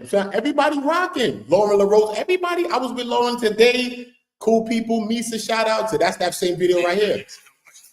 That's the same video, right? Yep. Same side. So what has it been like covering this? Because, you know, this is something that, like I keep telling people, we're all invested in this. We were there for the whole bad boy era. You know, we've heard, being from New York, we heard about this stuff. When we didn't have the internet, we all heard the rumblings about Diddy parties, and we didn't know Wendy Williams was putting us on to all of this stuff. What is it like to sit there and just hear all of this unfold? To to be in the presence of everything, I think is this whole situation is like, it's like a moment in history, this whole situation, though. Not only just the epic proportions of the case itself, this is like a OJ case in itself, minus like unalive or something like that. R.I.P. Nicole, condolences to family. R.I.P. to OJ. You know what I mean? I don't want to, you know what I mean? But it is to the gravity of that. You know what I'm saying? Like, even when I was upstairs, because I went upstairs into the courtroom upstairs by Diddy too as well. You know what I mean? And I got a chance to speak with Brian Steele. You know what I mean? And when I spoke with Brian Steele, you know what I mean? I'm me though. So I'm always gonna be me. So I ain't gonna be like, I mean, so I ended up busting a joke with him. This is how I spoke to him. I busted a joke with him. I was like, yo, Brian. He's like, yo, what's up? I was like, yo, you the white Johnny Cochran, you know? You the white Cochran. So me and him start laughing because I'm like, for real though, I never see, like, even just black people, white people, you never see people backing a lawyer. Right. Like Cochran had a vibe about him that everyone like Cochran. And he has this kind of an energy and his air about him. Like, I got videos with Brian, but then he looked at me and he told me something. And he said to me straight, yo, and it sent chills to me, bro. I swear. He looked at me and he said, I'm gonna get him off. I'm gonna bring him home, son. Straight. He's getting out of this. And so I'm like, what do Brian know? We don't know yet. Maybe Brian feel what he feel, you know what I'm saying? But yeah, man. So describe that moment when you were first down there and realized like all of this is really happening, because you've been there from jury selection to day 2 of the trial. Yeah, I've been there from the whole jury selection process. Is this volume on? Listen, that process was, even that process was crazy. It was real tedious, I think. But shout out to the judge, Judge Iran. I think he did a lot of good steps. I think he's a smart judge. Real smart judge. Even how he handled the jury selection, how he didn't finalize it until after the weekend as well. Right. So just little steps just to make sure that nobody, was too solidified in their positions yet. Just how he just carried that whole position. I think it was good. As far as jury goes, like I say, is everybody going to have a bias? Is everybody not going to have a bias? Right. Everybody out of all the jurors, one thing that a lot of them have in common is that everybody has seen that video. Yeah, that's something that I've been saying a lot, was like, listen, that video is singed into people's minds. So even if they would not have allowed that into evidence, it doesn't matter, because it's embedded. It went viral. It was everywhere. It was on major news outlets. It was all over the internet. And hearing everything as it's coming out, people are tuned in. Everybody is tuned into this and they're listening. And so I feel like the internet, it's a double-edged sword. It could work in your favor, and then it could also hinder you. And I feel like the court of public opinion, it travels into the courthouse now, to where people can no longer say there's a line drawn in the sand between the jury and the public opinion, because those are the same people that are going in there. It's the same people. Me being there, that's why I came up to in a mindset of us as the public. We all are the 13th jury member. All of us. We all are all together as one. We all are the 13th jury members, because in any case, we're all going to have our own opinion. We're going to see the facts that's playing out. We're going to be watching the facts that's playing out. We're going to be listening, however you're getting them facts, and you're going to be making your own assessments. Exactly. So we have to ask ourselves the question is, will we have a bias or not? You know what I mean? That's what it comes down to. And if you've seen that Cassie tape alone, you may have some sort of a bias, if you're hearing other victims. Then today I heard Cassie talking today, you know what I'm saying? Right. So she was speaking today. So, bro, it's a lot. So, and we're going to break it down. I'm going to break it all down for y'all today. Definitely. I want to get into that, but I want to stick with the jury for a second. Yeah. Now, while all of this is happening, because you were there yesterday, while the worker was testifying, what has the jury been like? Like, what vibes are you getting off of them as these testimonies are going on? It's hard to tell, because remember, everything is just starting. You know what I mean? It's not even kicked off yet. We haven't even got into the thick of it. Remember, we're only in a couple of days. This is day 2.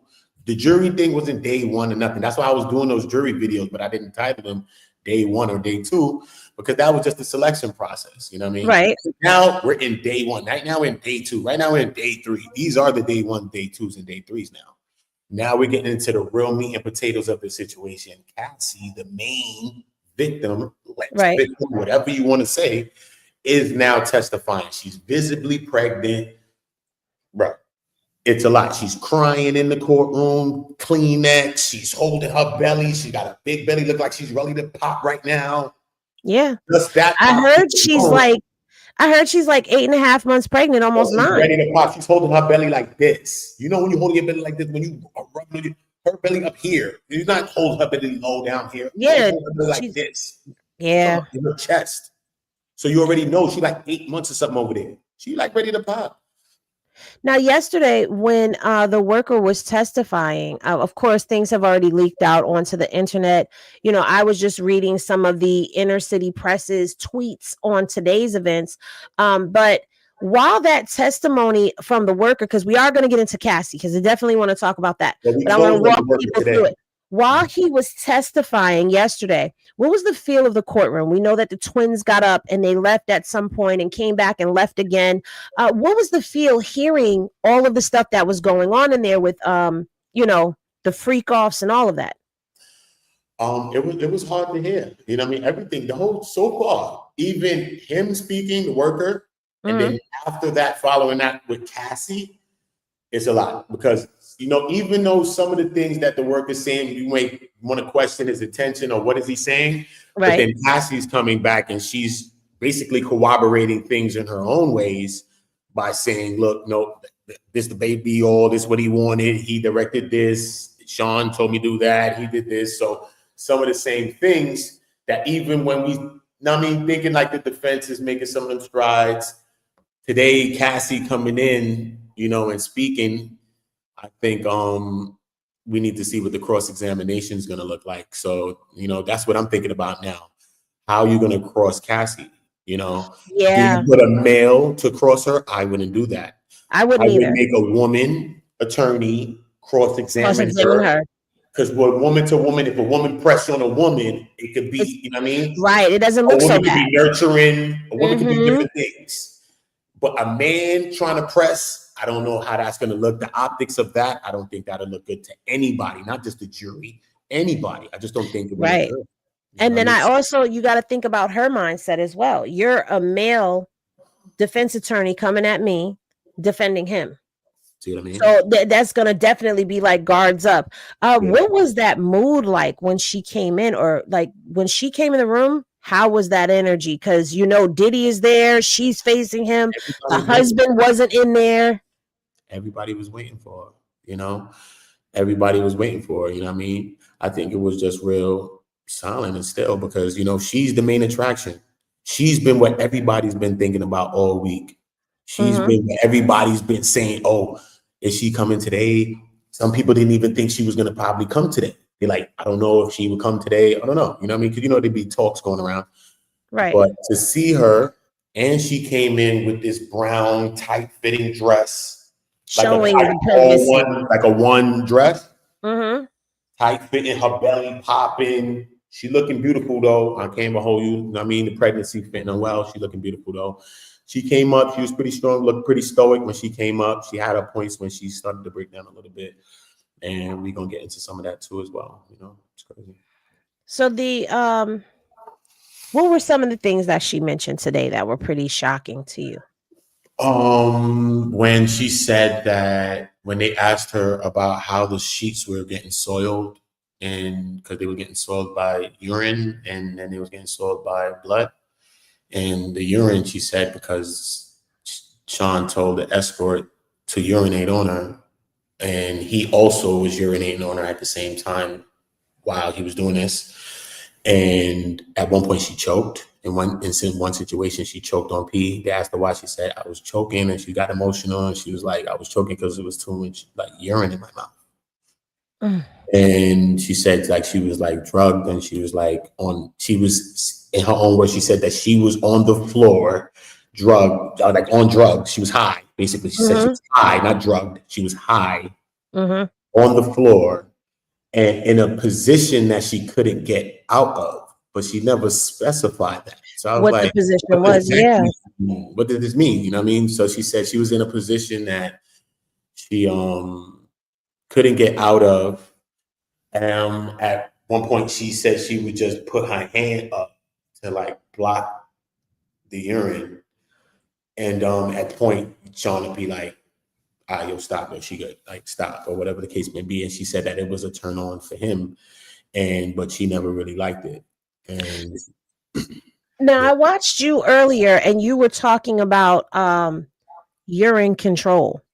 And I was sitting there like, I cannot believe, and I just shared that with the audience here, Henny Gang, that I've never, I guess because we're not into that, I've never heard of there's a certain way you're supposed to urinate on a person. but that's what the SEX worker testified to that, saying Right. that he was stopped by both of them because he wasn't doing it allegedly the right way. I guess he was just doing it in one flow instead of pausing it or putting it in like a sprinkle type vibe. Pause, no, I can tell pause. But just leave it at the pause. I'm leaving the pause.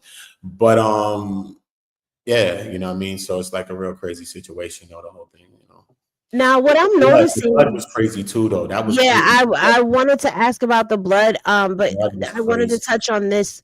I haven't heard her say, except for one time, that the blue dolphin was put into a Gatorade, but I haven't heard her say that that was inadvertently taken. She said she inadvertently. Oh, she inadvertently took that one. I don't know if she was with people or she maybe was in a place. I don't know how she took that.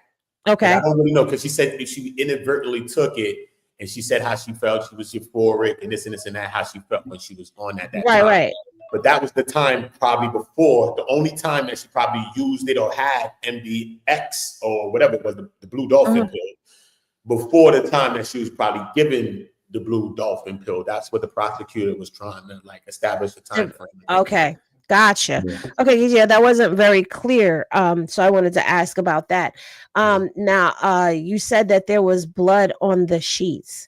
Yeah, and the blood, in the reference of the blood on the sheet, she said that because Diddy required her to have freak-offs while she was on her period.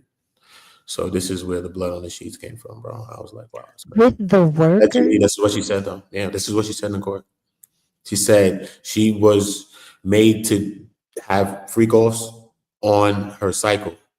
So she really had no days off. Like, I mean, she said she did a freak-off after it started. We're going to get into it. I'll read it all to you. But she said after it started, she did a freak-off. The freak-offs were weekly for years. She did freak-offs weekly for years.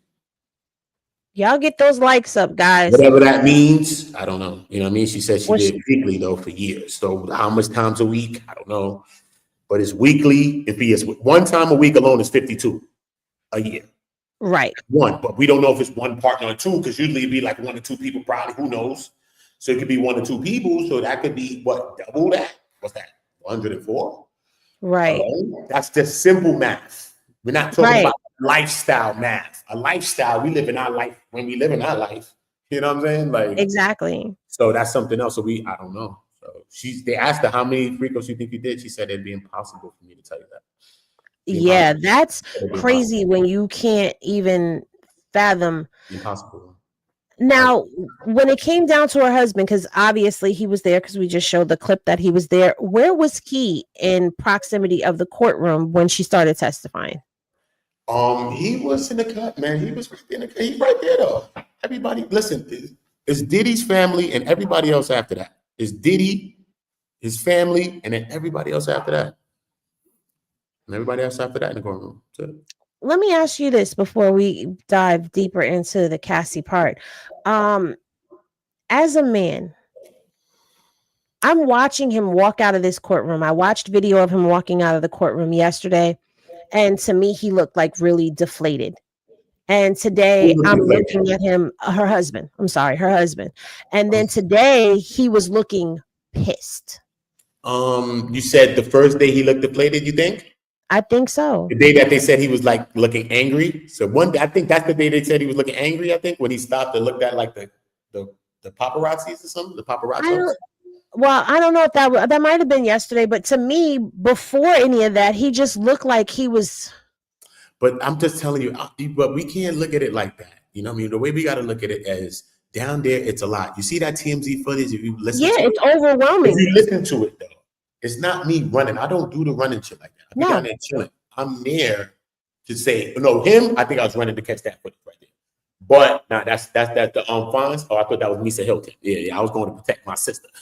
But yeah, him, I was going to say, they're like, who that Fonz? Oh yeah, I had to go get that. I had to go get that. My bad. I had to relocate my brain. Yeah, I had to go get that.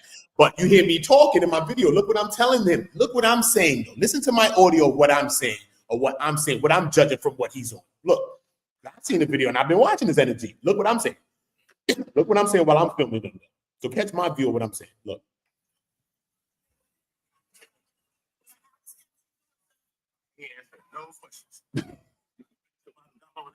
He ain't answer no questions. Don't even ask him. That's it. That's it. We getting a shot, bro. You got me? All goes out. That's it. That's the vibe we on. At the end of the day, he just look like he's getting past all of that. These people down there be swarming you. These people step all on you. Misa's walking down there. Her foot is broken or something. She's walking with a walker. Right. Like this with the camera. He's walking like they crossing in front of her, all type of like, bro, what are y'all doing now, bro? One thing is one thing, but we human, bro. What are we doing now? You know what I'm saying? Like this shit is just crazy. So these people don't care. They'll do anything for a shot. I'm down there threatening them. Listen, these people famous. Yo, Justin started laughing and all. I said, these people's famous. I want one of you people up out here. What's wrong with y'all? Damn. I'll be on go, okay? I'm not famous, but I'll make sure we both are by the time this is over. If you don't know, I'll take a lockup down there for some dumb shit, nigga. I'll be famous than a motherfucker down there and then clap. You? What you suing me for? Nothing. Shut up. You suing me for nothing. What are you talking about, bro? Open shut case. It's done, bro. What are you talking about, bro? 20 days, nigga going home. Stop. But let's not do it. Nigga be home, nigga. 20 days if it's serious, nigga. I might be home tomorrow, nigga, 24. I'll be running the ticket tape across the bottom free order. Go run his channel up. Get me out of here, but I ain't got time. I changed my ways, y'all. I changed my ways. God is great. But what other things came out today in the Cassie testimonies that we don't know about?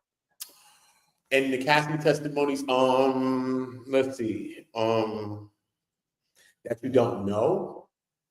What don't you know? I gotta get through the paperwork. I could get through it. Let me see. What's this one? Let's see. Let me go to where we at least. If y'all have any questions, feel free to drop them and I'll put them up on the screen.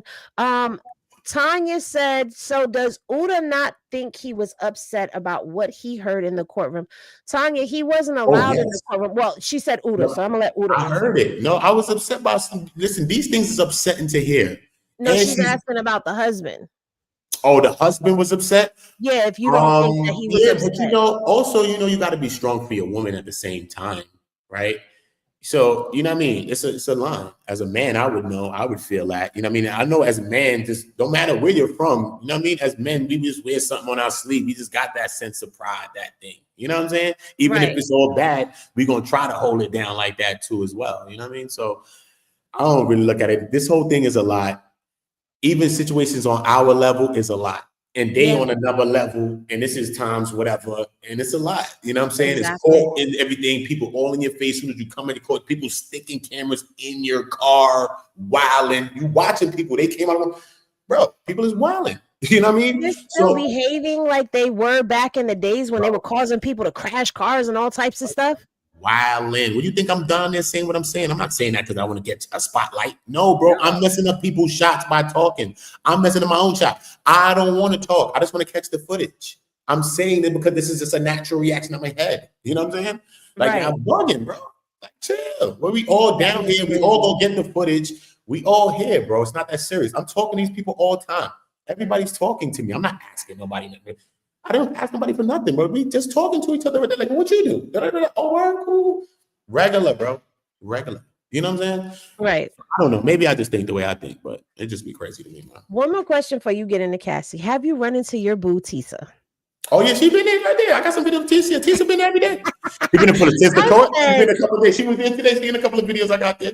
I said, I know Uda down there. Hey girl. You know I know Tisa. Tisa down there. Everybody down there. We all down there, son. It's lit. It's lit. I can't even hold you. Everybody out there getting their content. Ain't nobody on no stush vibes. Everybody outside, bro. Everybody. Shout out to Lauren LaRosa. She came through. I was chopping it up with her today. She's mad cool people. Like all of these people are dope. And it's so crazy that this is what, even to Henny's point, that it's a merge between like us and everybody right now. Yeah. Like the news people, like the weather people, like whoever you think is whoever. I got top lawyers in my phone, big DA attorney, big boom boom, whoever in there is in here, bro. Channel 7 news people, Channel 1, Wall Street Journal, on Channel 1, bro, the Post, the Wall Street Journal, the Post, all these people in my phone. I could text them and say, yo, look, what you thinking about right now? What's going on with that? Yo, listen, this is what's going on right now. So right now, I think I got a plug right now also that I'm gonna have the transcript. So now I won't have to write it in the court no more because I'm gonna just get. I could probably get the transcript. Hopefully, if I could get the transcripts, you see what I'm saying? I'm making friends. You know what I'm saying? Right. I'm not down you're here networking. That's what you're supposed to be doing. Like, you know what? I love the fact that you're saying everybody is down there doing their thing because that's what it's supposed to be. It's not supposed to be this catty type of no. It's supposed to be everybody working together. I even saw where you were actually telling the news outlet people who Diddy's godbrother was because they didn't know. You were telling them how to spell it. Listen, I've been watching because that's why I'm like, yo, I'm so proud of you because it's integrity. Okay, and you know who's asking me these questions? These is big people. This is big CBS News people. This is Jerika and them. This is them kind of people talking to me. Uda, what's going on? Like, who that? How you spell his name? That's Charlucci Finney. Hold up. What are you talking about? Come on. In the line, in there, bro. They there. Numbers is in there. Ask anybody if I call anybody. No, because it's not about that, bro. It's not that serious, man. But it's about us making a connection. It's all about us doing our own thing and showing your hustle. I'm outside showing my hustle in real time. This is what you seeing. This is real life. You know what I'm saying? And we're going to get out of it what we making of it. You know what I'm saying? But at the same time, people down there probably about their own content. I don't plan to run the way I run. I don't move like that. You know what I'm saying? Everything I want to do, I would like to build with people. I like people to win when I'm winning. That's how I like winning. Anybody that talks to me any day and asks me for anything and talk to me about anything I know, I like people to win. I'll tell you the things I'm doing to win so you could win. I don't care. It don't take away from me to tell you to win. I have homework from Uda, okay? I have homework from Uda that I have to work on. I didn't forget what you told me, bro. I just got to sit my butt down and sit still and do it. Because I tell her shit all the time. So all the time. Uda will be on the phone for hours putting me on to certain things and telling me stuff that I didn't know. Jaguar, she interviewed me. You got to go to her channel. She interviewed me. Jaguar interviewed me. They asked me to interview me, and she did a good interview with me and stuff. So she posted me on her channel. I'm on her channel right now. She got me on the thumbnail, but I didn't see so she didn't post our interview yet. But she got me on her thumbnail on her channel. I'm there with the green suit jacket on. What was that like? Because Jag has been out here ringing the alarm. So for her to be sitting in that courtroom. Nah, our conversation was actually pretty cool. You know what I mean? I didn't really get that from her. You know what I'm saying? Like I said, you know what I mean? Maybe my energy too. You know what I'm saying? My energy something. You know what I mean? But from everybody I met, it's regular. So I expected her maybe to go more, inflect more, go. You know what I mean? Right. We had a dope conversation. You know what I'm saying? A little joke, little 1-2, and we talking about the Diddy. Because I already know how she give it up. So you know I don't want to block anyway. Because I already know how she. I'm an Uda, bro. Right. I know she would wild out like that on you or anything because Jaguar she's a pretty cool person. But she could have went off on Diddy crazy, or she could have went off. Is what I'm saying. Period. Right. She was asking me like, and we ended up talking about because she asked me some good questions too. She was like, and like Big, and we started talking about Biggie and artists that he had and all that. That shit was probably like 10 minutes. I ain't gonna hold you. Probably a little longer. I don't know. But we were just talking for a little second right there. You know what I'm saying? They say, yeah. Thank you, LC, for the super sticker. Gold Digger says, Uda, how do you think the prosecution did today overall? The prosecution, they tried to really drill their points. They tried to really drill their point home today. They really tried to drill it home. When it was going like forever with the urine thing, they was kept going to the urine. They was talking about certain specific thing, the freak off, the this. They kept speaking about specifics to the point that the defense was like, all right, Anna, come on, what are we doing here? You know what I'm saying? Like they kept going to specific, like they was like really like nailing it in the jury's heads today. And with having Cassie on the stand, you know, it was a lot. You know what I mean? It was a lot. That's why it's also left a question mark to see, like, because we didn't get a chance to at least see a piece of the cross or something, so we could say, "Oh, I already know how they coming." You know what I'm saying? Right. So it's like, how do you come back and combat some of the things that she said? Now, is she being cross-examined tomorrow, or will the prosecution pick back up? Is she being? Oh no, she's supposed to be cross-examined tomorrow too as well. They're gonna finish it off, and she's gonna be cross-examined tomorrow. Yeah. Tomorrow's cross-examination. Lenny Love says, Udo, why was Johnny Depp's lawyer there? Johnny Depp lawyer there? Who's Johnny Depp? I was probably talking to. Who that? What's his name? I don't know. I don't know these people. They be like, yeah, who are you? I be like, listen. She asked me that, and I'm like, I don't know. I just know Diddy got 8 lawyers, and one of them is Thugger's lawyer. I don't know. I'm gonna Google him. Hold on. I'm gonna Google him. So, okay. So take us into a little bit of Cassie's testimony, because I know you said that they were drilling home certain things. What are the biggest takeaways?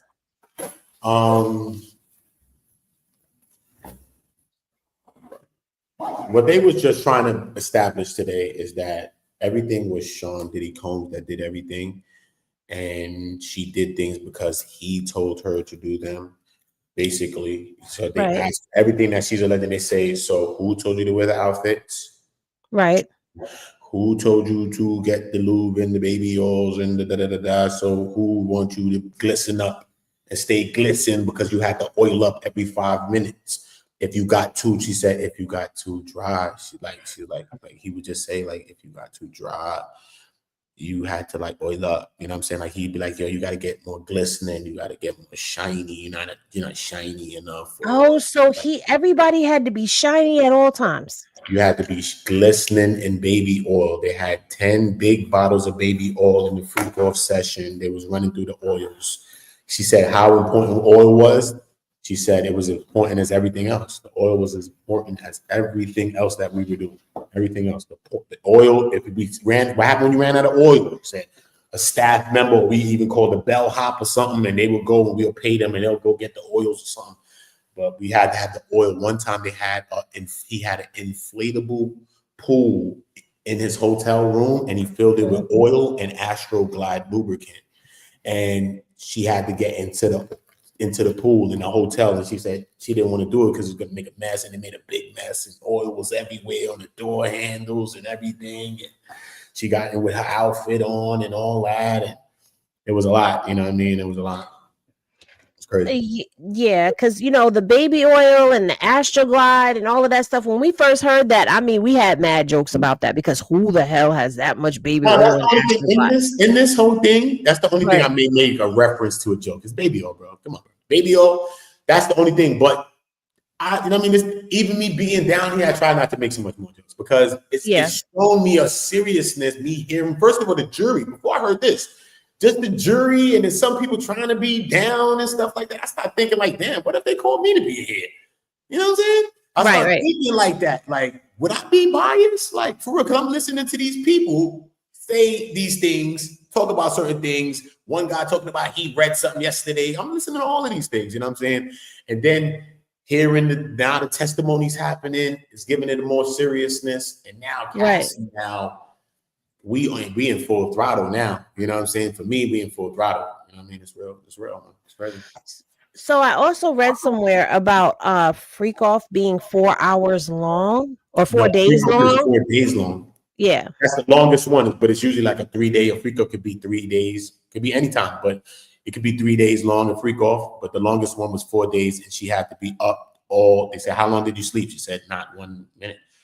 She was up the whole time for 3 days or whatever the 4 days was. She had to wear the outfit. She had to wear the heels the whole time, the big high platform shoes, the stripper shoes. She had to wear it the whole time. She said, "So did you take them off the time?" She said, "Yeah, maybe if there was a pause or something, I would try to take them off, but I had to probably put them back on." So she had them all of the time. You know what I'm saying? And she Right. all of his houses except for Mapleton, and all of her homes except for her home in Studio City, Los Angeles. And yeah, it's crazy. So what was the recovery? Did they talk about the recovery process or the time that it would take to recover? Physically? Yeah, like, because I know there was something that was said when I read the court. Nah, I don't think they even started to go into that. Wow. That's what I'm saying. Because they making a thing, they so precise on what they going at. Mm-hmm. Prosecution is real precise on what they going at. You know what I'm saying? They're trying to prove that, like they said, the defense is saying, like, yo, all right, he's violent. We admit this. He's wrong. That's how they came out from opening. Yeah, he's domestically violent. Yeah, he's jealous. Very jealous. Extremely. Yeah, he angry. Yeah, he all that.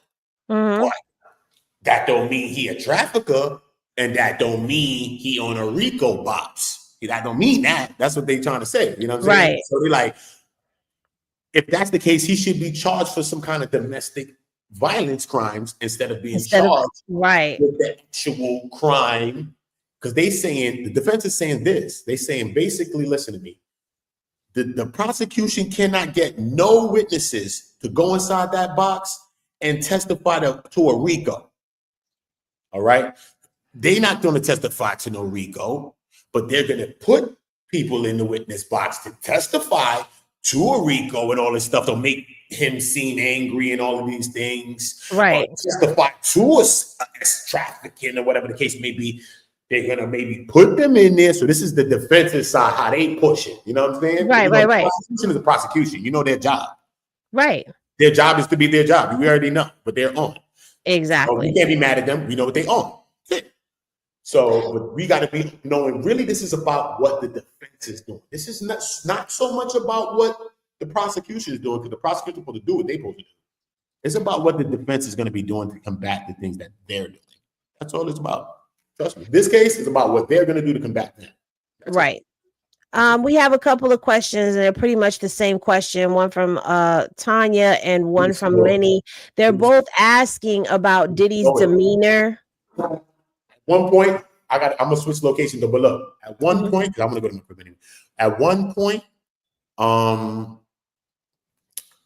it's so crazy that if some of the real testimonies is happening, you know what I mean, even with the worker, whatever the case may be. Look, even I was talking to a lady from Daily Mail, Marge from Daily Mail. Shout out to Marge, love you, girl. She was saying, like, we was talking, and he was like, yeah, he didn't like move or nothing. You know what I'm saying? He was just like he just been really lifestyle.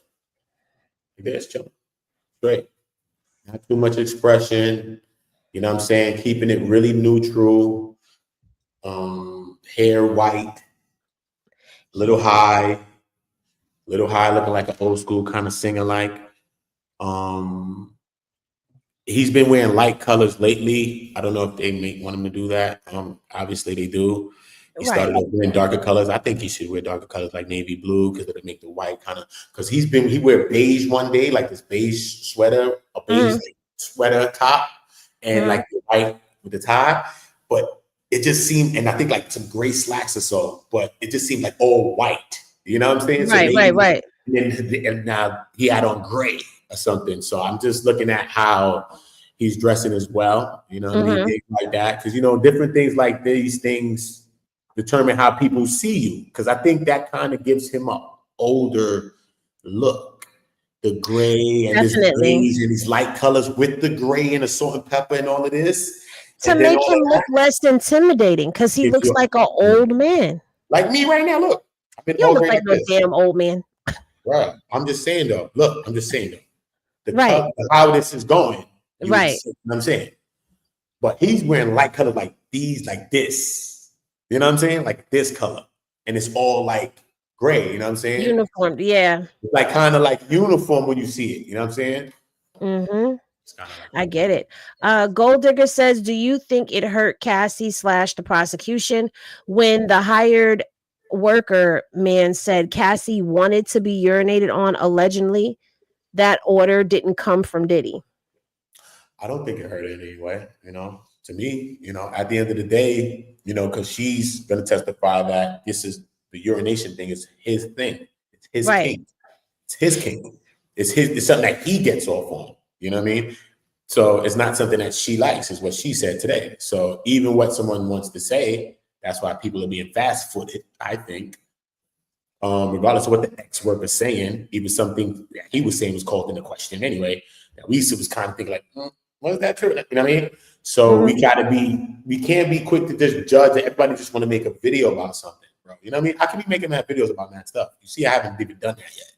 Maybe on the weekend, on Saturday, I might do like a long live, like an hour or so, and talk about the week, you know what I'm saying, and do something like that. You know what I mean? Where we just get to the facts, even though I might do it on any channel through the week. I might go to another channel, CTV, or whatever where I'm going. And you know what I mean? Because I'm helping everybody. And this is what it's all about. It's about all of us getting the content. All of us can't be there, but it's all about us helping each other. You know what I mean? So everybody's down there. Some people's down there, not everybody, because everybody's building with each other down there. Right. Some people's down there on their own vibe. You know what I mean? I got to call nobody out. Some I just people want down to there on say, their own vibe. It's weird. It's weird to me that people's on a weird vibe. Niggas on some like, bro, it's not about who's big or who's small channels down here, bro. Right. We all outside, bro. Don't get it twisted, bro. Stop acting weird. And a lot of y'all not even from here. I'm from New York. Remember that part. What's wrong with you, dummy? I could probably help you, stupid. Just dumb. That part. You know what I'm saying? You from a whole nother place. I'm from here. And that's home. Like, you know what I'm saying? I could probably put you on game. I could probably tell you something. You know what I'm saying? People be looking at life so crazy. They think it's about fame or celebrity. And I don't care about none of that, bro. Me personally, listen to me. I don't care about none of that. Ask anybody that understands me. I don't know. Okay?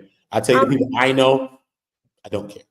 I want to say this to everybody. I asked Udo to come up here because he has the inside. He's going in the courtroom. He's down there in front of the courthouse, and he can attest. I'm going to switch locations, all right? Okay.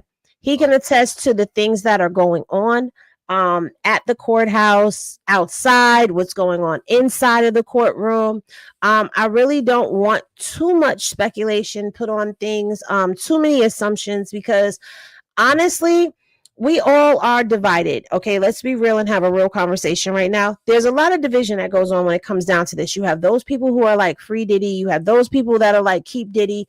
You have people that feel like Cassie's not a victim. You have people that feel like Cassie is a victim. This is a very divided case right now.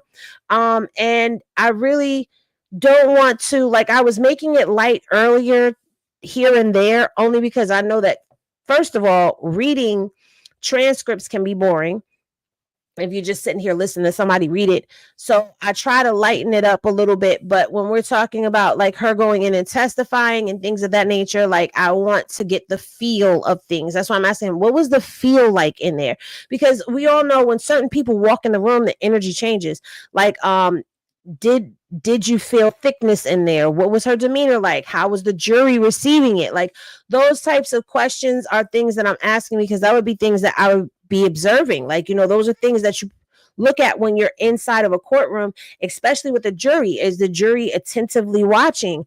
What was she saying? What was this like? Is there anything that came out that we don't know about? Because you never know what's going to happen when somebody is testifying. And tomorrow she's going to go into cross-examination. I agree with everything that Uda did say when he talked about how it would behoove the defense to have a female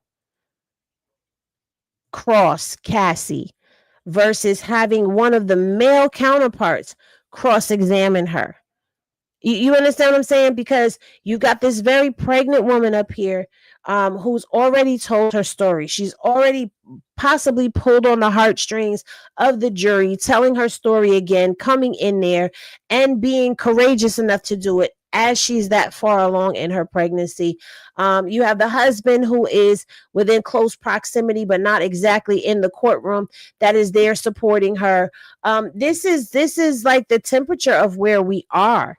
And tomorrow I'm going to be interested in seeing and finding out how did cross-examination go? Because are they going to go at her hard, or how is this going to be? Because you got to remember, the defense's job is to fight their case from a standpoint of Diddy is innocent. He did not do this. This was not him controlling anyone. And honestly, when it comes down to this RICO thing, I'm not too sure. I've never seen a one-person RICO, and nobody else has been picked up or charged. But we're hearing about co-conspirator. Well, what would you call them? Enablers to the situation. If Uda is able to come back, I do want to ask him if they spoke about the Kid Cudi situation, because the Kid Cudi situation gets a little loopy. Because if y'all remember, let me see if I could find this video real quick. I think I know his name.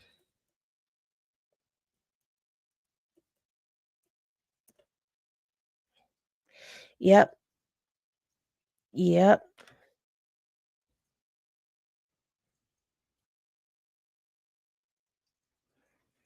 So you have the security guard. I'm trying to see. If I can pull that really quickly. That was 11 years ago. I don't want that one. I'm looking for a specific one. But Roger Bonds did a lot of testifying when it came down to, I mean, not testifying. He said a lot in his interviews. And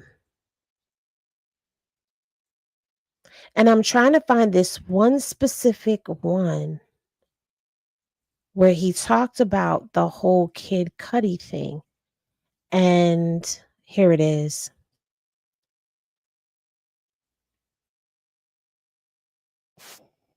Hold on a second.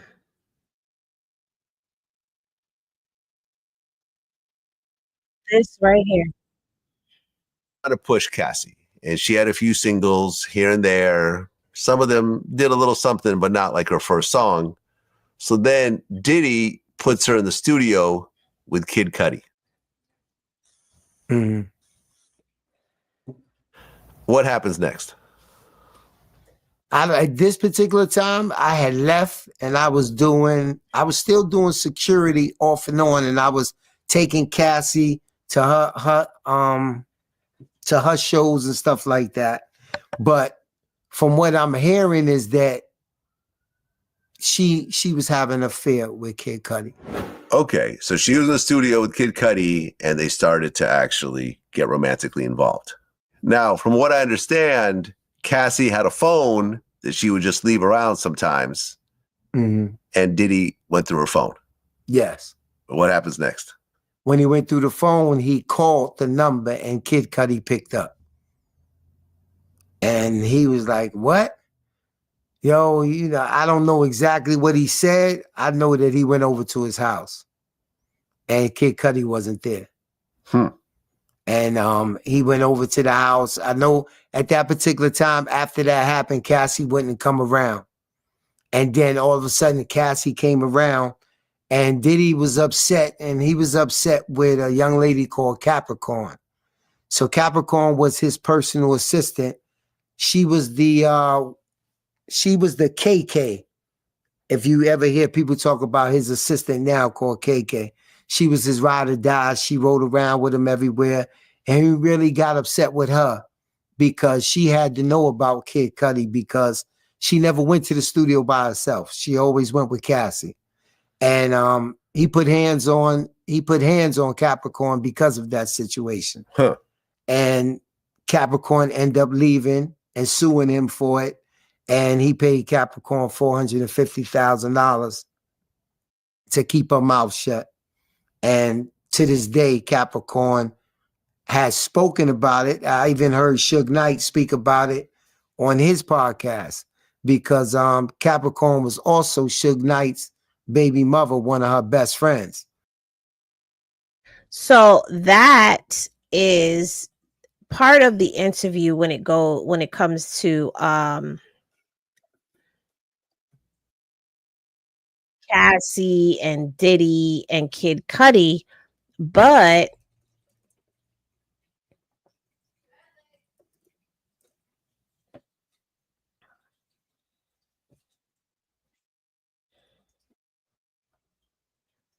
I spelled it wrong.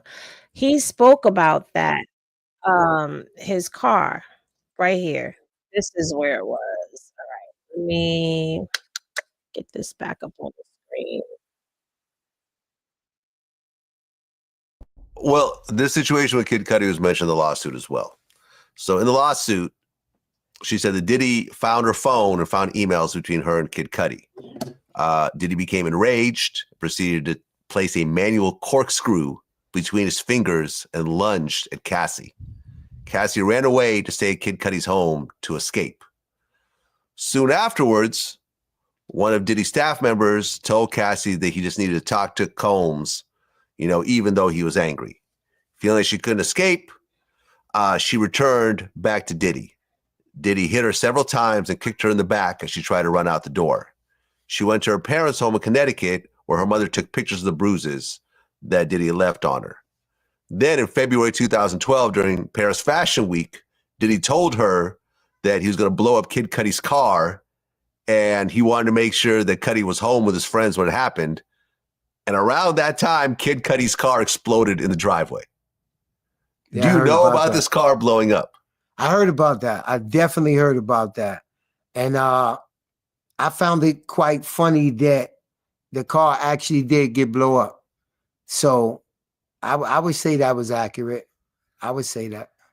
Yeah, and I guess after that, Cudi didn't want anything to do with Cassie because this was like, okay, this was more than I bargained for. Yeah, he definitely didn't have nothing to do with her anymore after that. How do you blow up someone's car? That's a good question. I mean, especially how do you tell somebody you're going to blow up their car and then it blows up? Yeah, you'd have to send someone to put a bomb under their car. I mean, even having a bomb is already makes you a terrorist. Well, they got so many different things that you can make now, cocktails and all type of other stuff. But yeah, I heard about that. I get cocktails and all types of stuff, and he heard about that. Not a Gemini. Sherm said, man, with all this, somebody got to do some type of time. This is sick and demented. I agree. He probably pissed he couldn't protect his wife. Well, yeah, probably, but I don't even know. He groomed Cassie. That seems clear to me. I didn't realize their age difference. I didn't realize their age difference either until I started reading what was being posted by Inner City Press.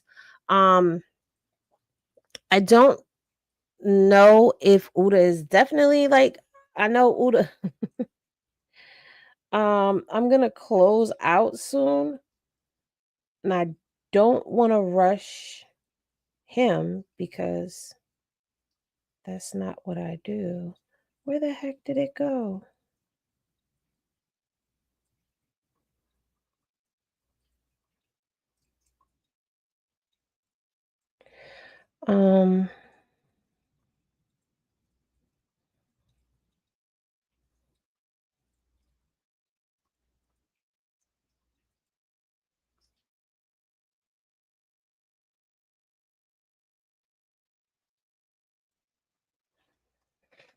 So,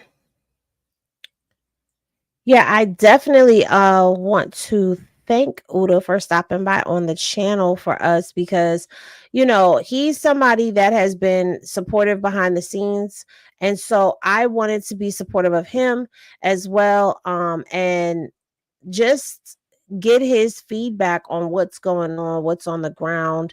What does he see? How is everything coming about when it comes to this situation right here with Diddy and all of that? I'm definitely going to keep an eye and an ear on the situation and the case. There may be more surprises coming as this case unfolds, because this is projected to go on for 2 months. So that's a lot of time.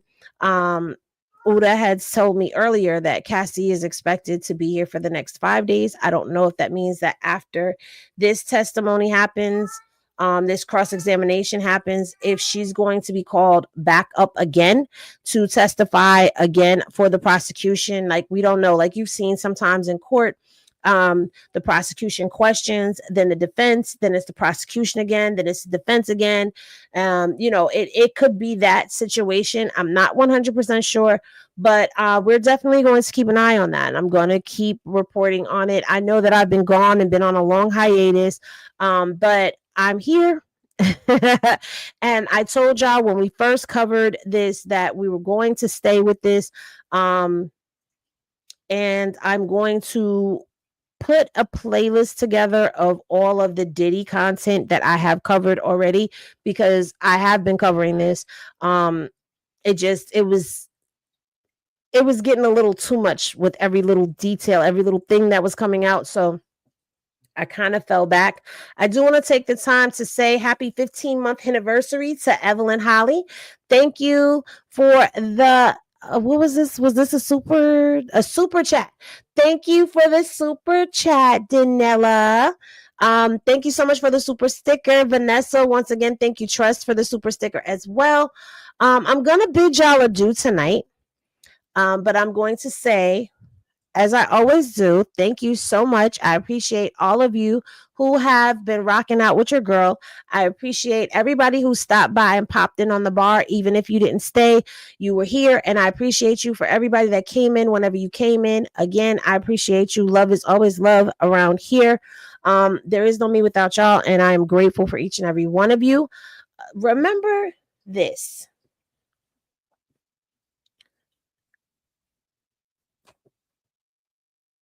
Court cases, they can sometimes get sticky. And I totally agree with Uda on how this is making me look at court cases a whole lot differently. And things really changed for me when it came to the Big U situation. So I do definitely enjoy what I do. I love doing this for you guys, and I will continue to do this for y'all. I will see y'all again tomorrow. Yes, I will see y'all tomorrow. And we may do a little spiked coffee in the morning, because I know you guys miss it. Just like I know you guys miss Media Showdown, and we didn't get a chance to do that yesterday.